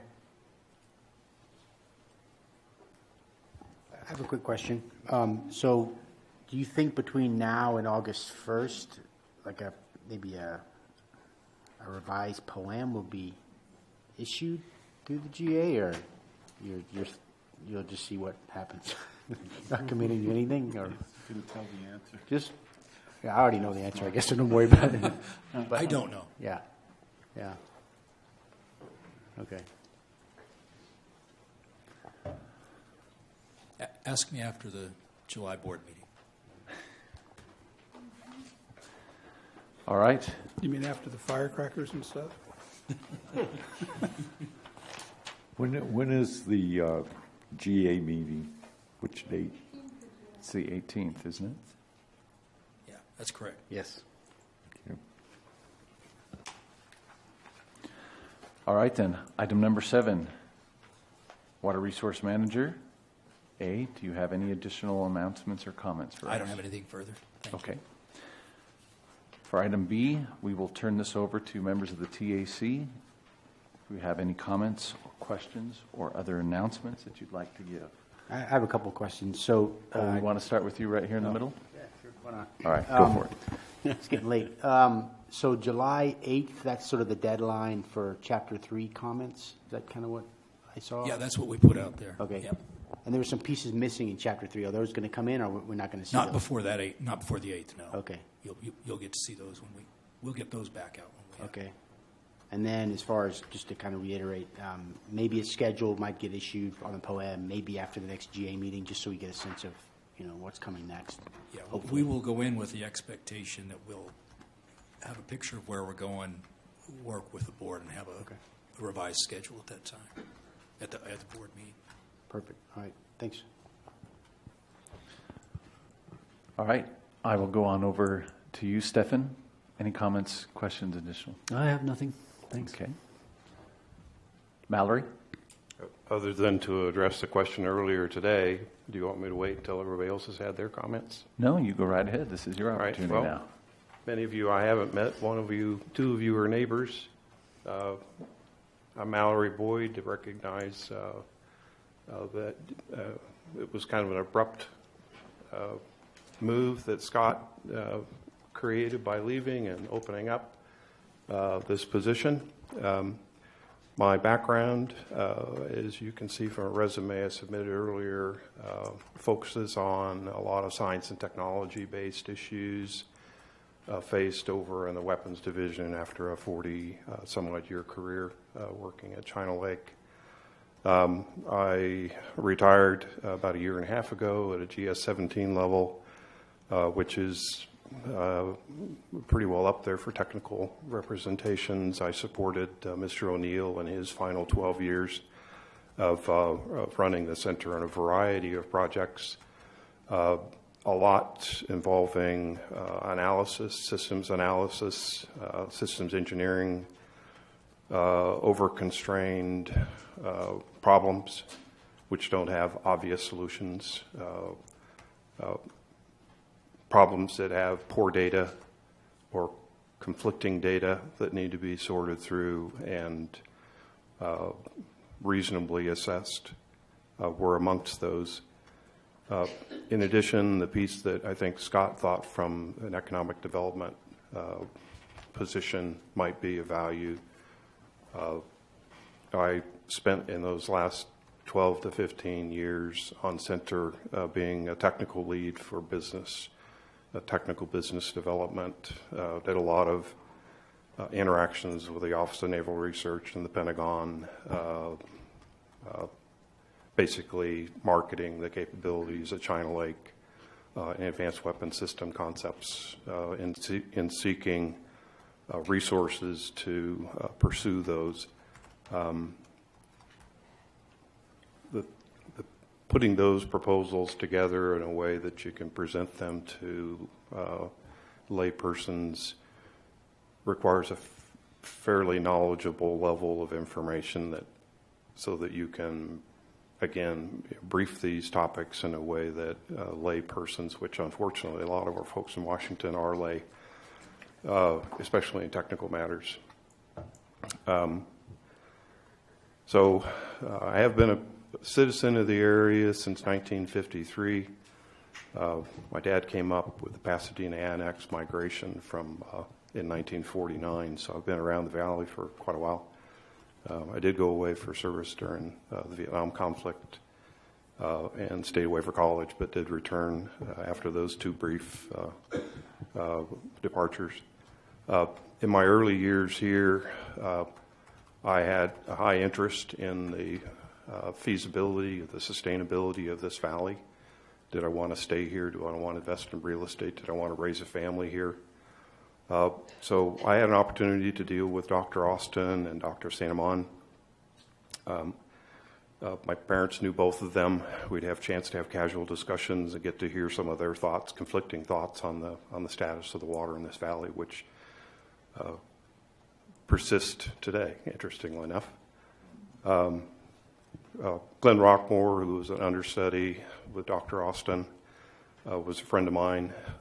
We also got to discuss the geology, the complex geology issues of the valley. I don't propose myself as a geologist nor as a hydrologist, but I hung out with some. I did actually move an earthquake fault in 1983. I can go back and check public records. Ashford, was it, our supervisor? Kern County had come in with a new map outlining earthquake faults in the Indian Wells Valley, and one ran right through the middle of my property, which I took exception to. Did a little bit of research of my own and found out that earthquake fault was actually closer to Don Quist's property. So it actually got moved over there. Sorry, Don. But I did move a fault, so that's probably my biggest contribution to geology. That wasn't your fault, it was his fault? It was his fault. Oh. I'm trying to remember if you even had your trees started planted back then, Don, but that was quite a while back. Geologically speaking, of course, Don. Yeah. I can assure you I have a lot of passion for this area. I've been reading extensively since I had this discussion with Scott and later with Mr. Gleason. I pledge to be factual based. I know in this area there's not a whole lot of facts, but I think as long as we're aware of what the facts are and what is assumptions or speculations, it'll help us later. It'll be a thin document if we just have facts in it, but understanding what is factual and what's not, I think, is an important aspect here. And we have a tremendous amount of disinformation, not deliberately necessarily, but information out there in the public. Like I mentioned about the groundwater supply before, I know through many casual interactions with members of the public that they literally do not see a problem when they see a number that there's 2 million acre feet of water in the ground. They don't have the whole story, obviously, but there are many out there that don't believe we have a problem. Quite frankly, I'm trying to be open-minded about this as we go into it, to not come in with a bias. But there are some things that seem more compelling than others. But anyway, I could answer any questions or try to provide other information if it would be helpful. I hope that satisfies the interest, or I can talk offline if you'd like to as well for other background statements. Thank you, Mallory. Welcome. Thank you. Mm-hmm. All right, your turn, Wade. No other comments, thanks. I have no comments at this time. I do have a question regarding the ad hoc group set up that we did during item number 2 with the well intel update. And just wanted to verify we will be those 4 that are listed, Don Decker, Tim Parker, Mallory Bond now, and then Stephen Bork, if they will be receiving information from, I'm assuming Gene's going to throw that out to him. No. No, that won't be Gene. Someone in my office will contact everybody. We'll coordinate everything and try and get information out ahead of time. Great. So, great. So those 4 do have something to do here in the coming week or 2. All right. I'll hand it over to you, Tim.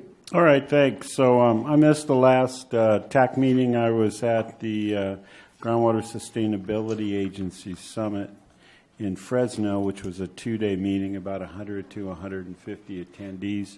Ron Kaczynski was there, and I'll briefly say that there were a lot of good speakers. Mostly GSAs were represented as presenters or their consultants, mostly not consultants.